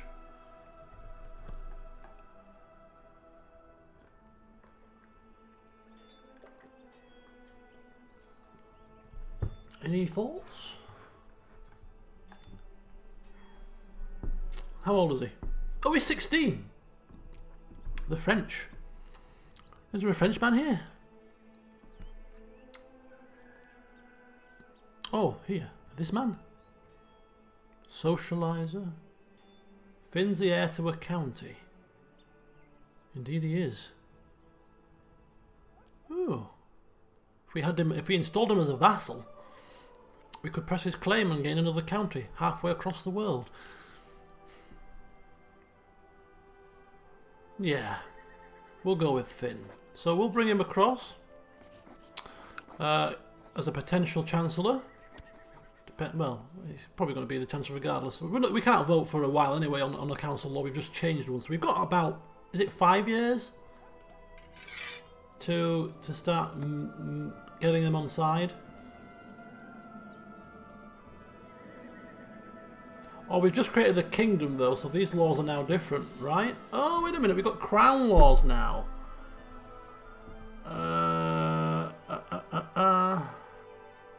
So we can actually probably vote again.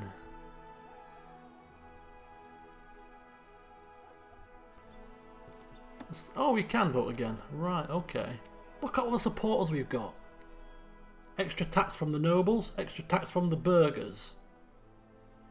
Oh, I think we should probably pass this before we change council members in case it goes tits up and they don't support us. War declaration? Ah. Okay.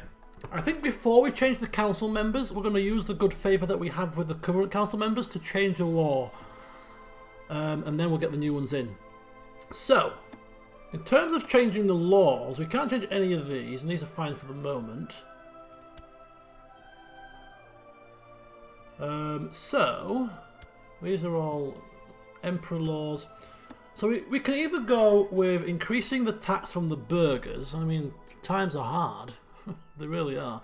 We can go with increasing the tax from the burghers, which is probably only one of these that I want to change for the moment. Or we could go for war declaration is my decision, which I think would be probably better. I don't anticipate waging war anytime soon, but it is nice to be able to do that without having to bend it down to the council's whims. If they decide against it, we're a bit snookered, aren't we? That could hinder us, especially since we're in the quite an expansionist and ambitious person. In fact, this is the final step we need to abolish the council in full, which, considering the type of person we are, this wouldn't be beyond the realms of possibility.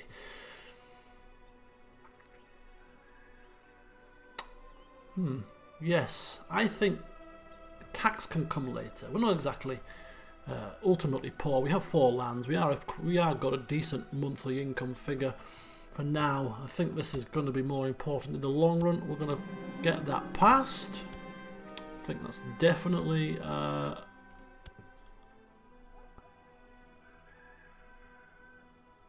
these favours were ages ago. These are not new favours.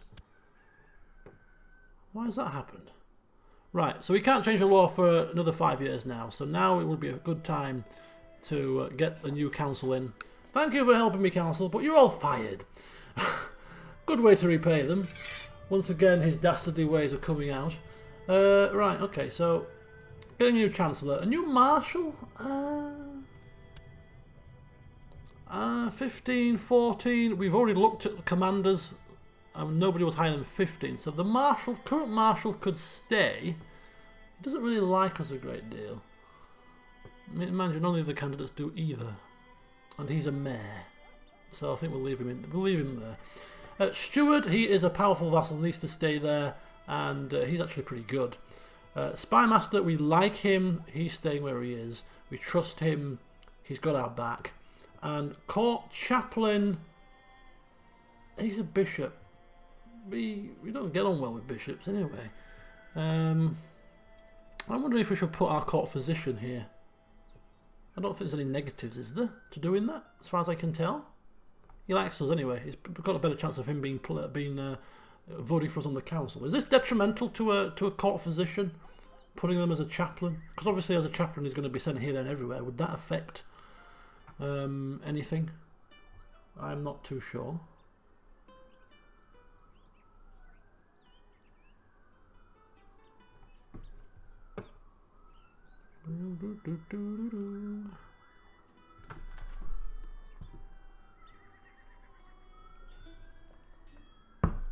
Anybody?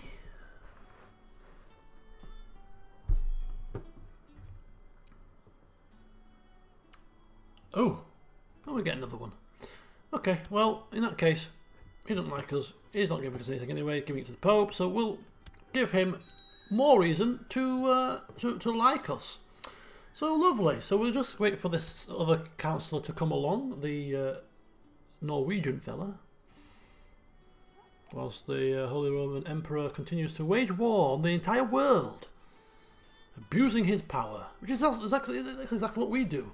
If we were the Emperor, we'd be doing everything in our power to cause grief to all and sundry. Okay, there, I was going to say he's taking his time, isn't he? Taking his bloody time. Okay, right. Sorry, Slavomir, I'm so sorry. I know how it is. I know how it is, but times need to change here. So, council members, we have a pragmatist, we have 4 glory hounds, which actually is not bad, and a loyalist, because if we start waging war on more powerful people, then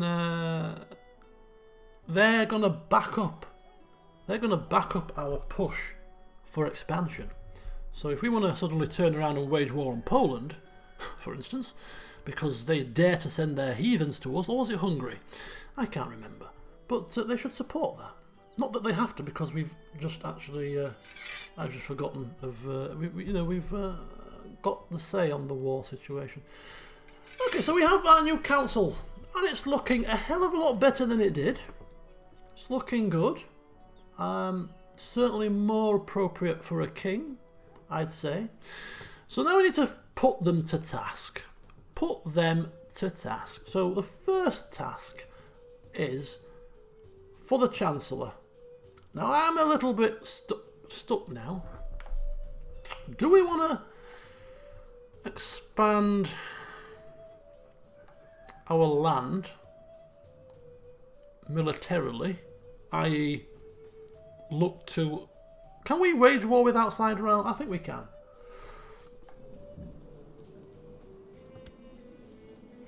I think we can.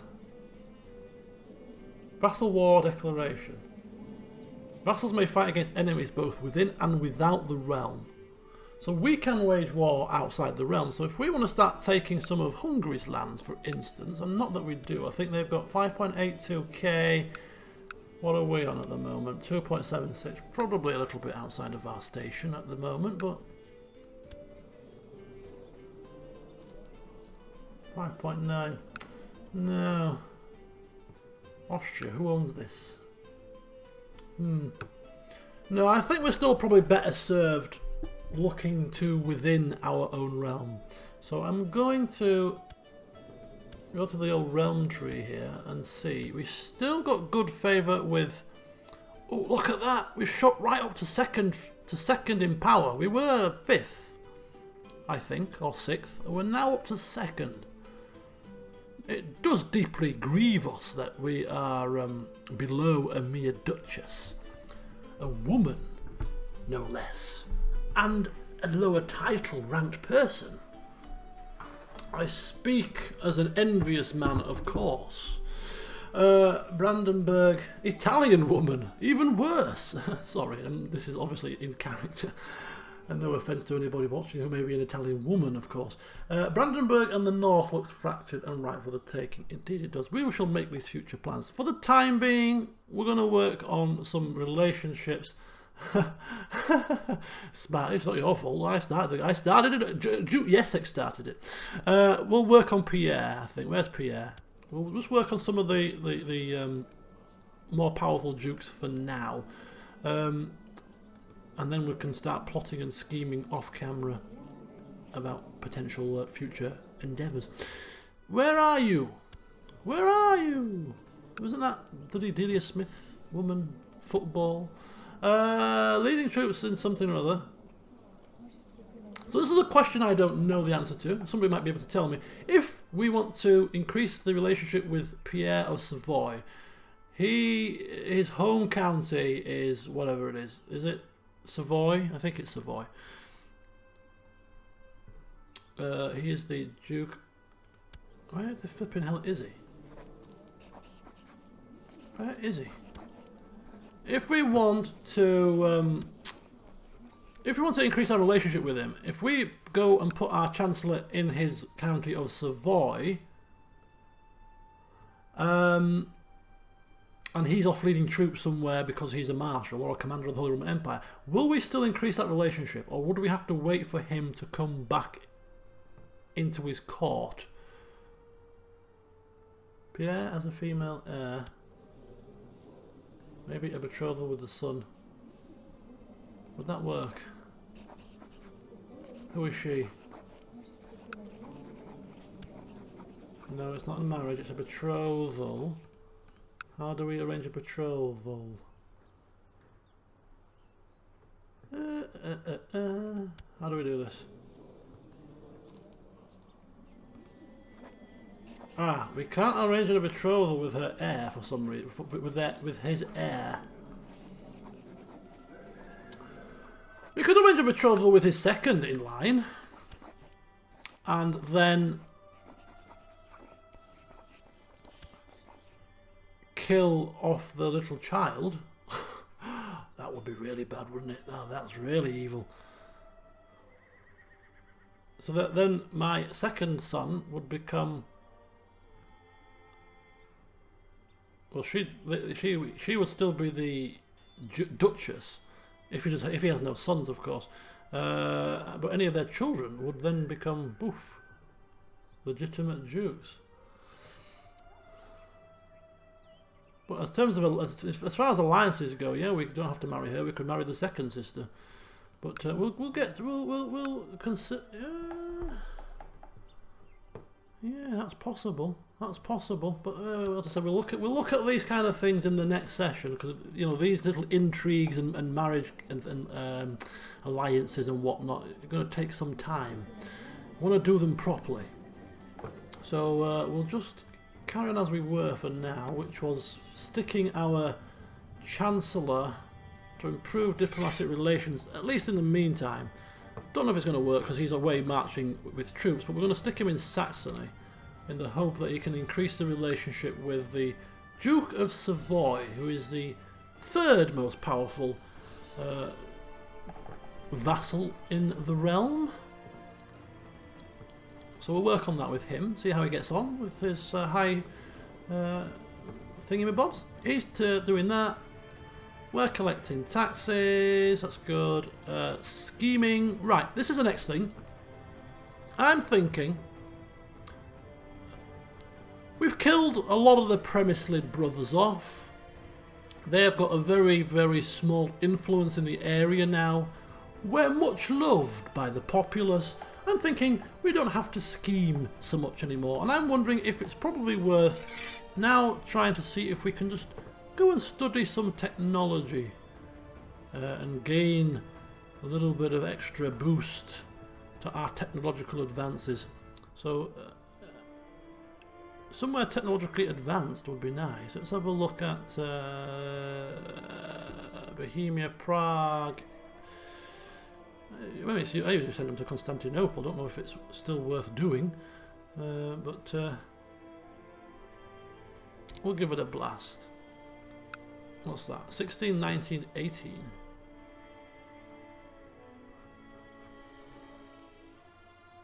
We're obviously well behind. 987. So we'll have studying technology in Constantinople. Hope to glean some advancements there. So that's him busy. And finally, the court chaplain. I think as a king, now is the time that we might want to just perhaps get some good favour with the Pope. Yeah, you never know. We may end up tripping up into the Emperor seat, and then we really would like to have some good favour. Don't know if there's still an anti-Pope in play. Yes, there is. Anyway, kind of goes against our liege doing this, I suppose, in a certain respect. But we'll see how this goes. So that's the council sorted out. Council wars passed. Minor titles handed out. Everybody's in position. So moving on then, we've changed the law. We're happy with that. Technology is advancing. Oh, we can actually advance some technologies here already. If we want to. They're only little small gains, small little boosts. Noble customs. That does. What does that give us? No extra feudal vassal opinion. I'm not bothered about that. Extra city vassal opinion. Extra temple vassal opinion.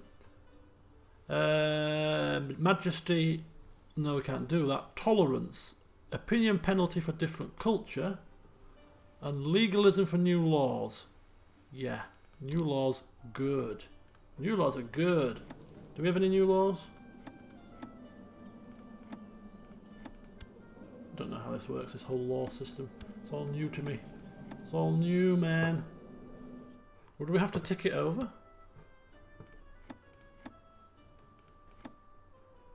Don't know.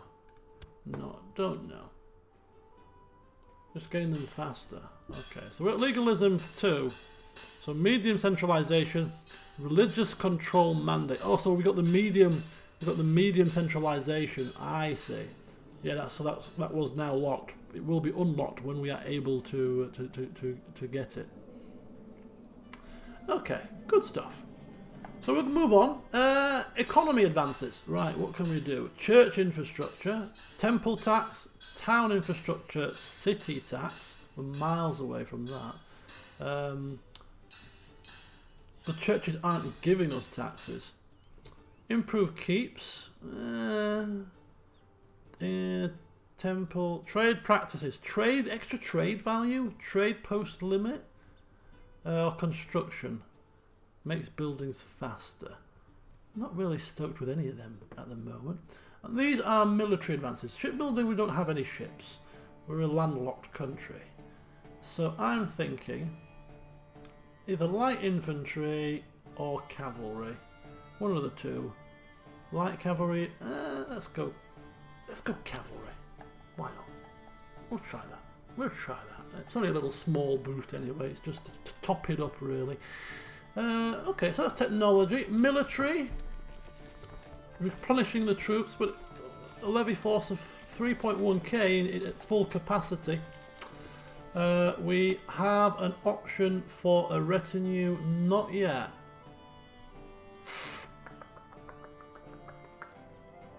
So we got 448 retinue. Is that retinue cap? I've completely forgotten how this retinue system works. Yeah, but we don't have enough.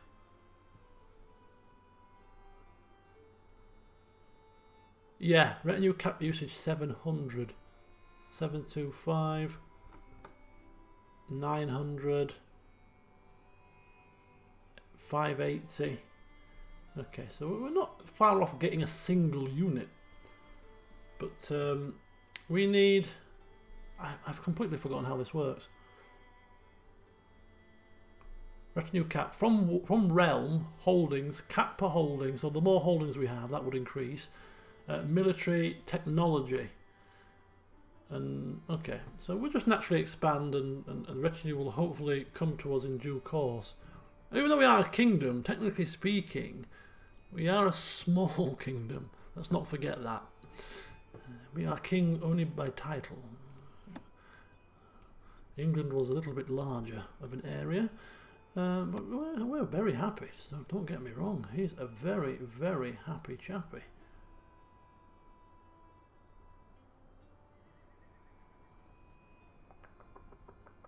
Very good. So that's the old army situation. Not looking too shabby. Intrigues. Right, we're going to sign off the session by asking our liege for a title, because we can. Any of these other things we're not interested in at the moment. We will hold another feast, possibly, to celebrate our ascension to king. Hello, Jessa. We could hold a summer fair. Do you know what? We're going to hold a summer fair. Why the hell not? Prosperity, extra trade and merchants, an alternative way to celebrate. Maybe get some extra income from it in the long run. Who knows? Righty-ho. So that's the prisoners. Oh, bless him. Here he is, look, little otter in the deepest, darkest dungeon. Ah, I feel sorry for the man, really. It's so bad what happened to him. None of these factions are showing any sort of traction, all very weak. And we've seen that. So I think we're pretty much done. We've cleaned house. We've got our court. We've got our council in order. We have become king in the space of 12 years, and in true to form manner, he's not going to be happy with just being a king. He's achieved this so quickly and efficiently, almost effortlessly, that surely just a little bit more scheming, a little bit more backhandedness, a few more murders, a bit more poisoned wine, maybe even a few betrothals or marriages with the old young'uns, and we could well become emperor. Is that too much to ask for? King Jesek certainly does not think so. Righty-ho then, so thank you all for watching. It's I've had a right blast with this. I've never before risen from count to king so swiftly. And as I explained previously, this man I'm loving playing him. He is absolutely quite the character. So yeah, the next stream, I'm busy Saturday. I don't think I've got any plans Friday. So if there is a stream this week, it'll be Friday. I'll keep you posted closer to the time. But my plan for the rest of this week is I am planning tomorrow to watch The Last Samurai, the film, to get me into the mood to start Fall of the Samurais. Total War, of course. Shogun 2 expansion, and that will hopefully start at least the introductory video possibly on Thursday. So we'll be getting back into the old Total War now as well. So yeah, that's going to be something to look forward to on Thursday. So yes, and on Friday, although I will be streaming this, it will be a stream of this, but of course Red Dead Redemption 2 is released on Friday, so I'm gonna have to resist the temptation to sit there all night and play that. I have to prize myself away. Although I'll give you a very quick rundown. I'll probably finish work early, go to the local store, buy the game, play that until the stream on Friday, and I'll give you my early thoughts on the game. No, it'll have to be on the PS4. It's console only. 99 gigabytes. What?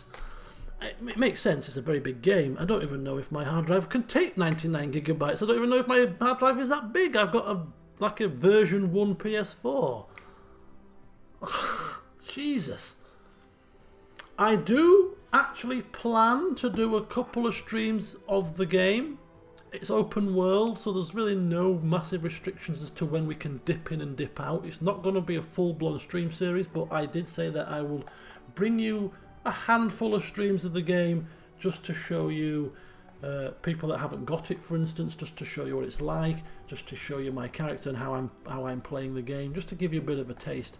But it's not going to be serious. Okay, version 1 has 500 gigs. Right, I should be fine. I don't really play the PS4. I haven't played the PS4 for ages. I've only got like 4 games for it. The last time I played it was for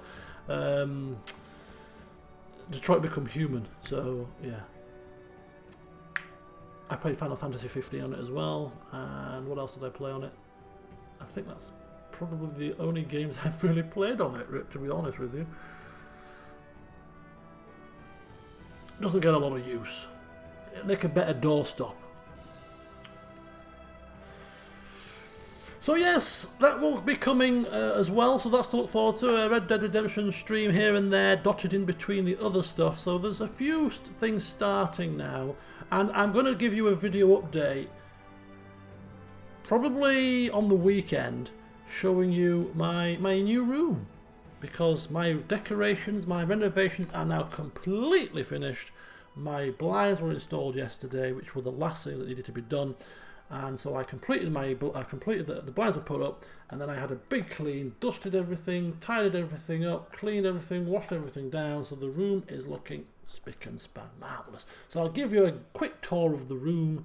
I'll have to film the video on my bloody phone or something and upload it like that, and then I'll reposition my webcam, which is currently stored away somewhere because I haven't got it out, put my webcam back on, and I'll give you a video update proper style. You won't see a great deal on the webcam. You'll probably just see a plain wall behind you. But yeah, so I'll give you that as well. But anyway, thank you for watching. I'm going to go grab myself a cup of tea now because I've talked for long enough and I want a biscuit. I'm hungry.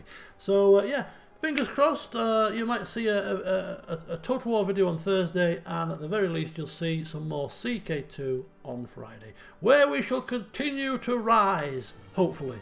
Because if this guy dies prematurely, I'm gonna be absolutely devastated. I really am. I want him to live till he's old and grey, like that bloody medical man, till he's like 75. So yeah, enjoy the rest of your weeks. Hope you have a good one, and as always, see you next time. Of course, I'll be uploading the game save.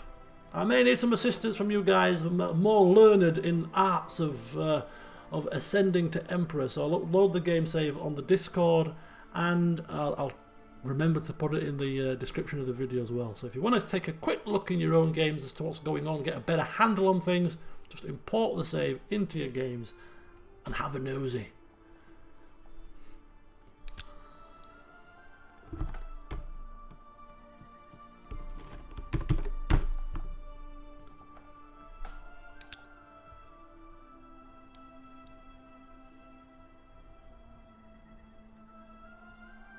Right, Ellen, good night.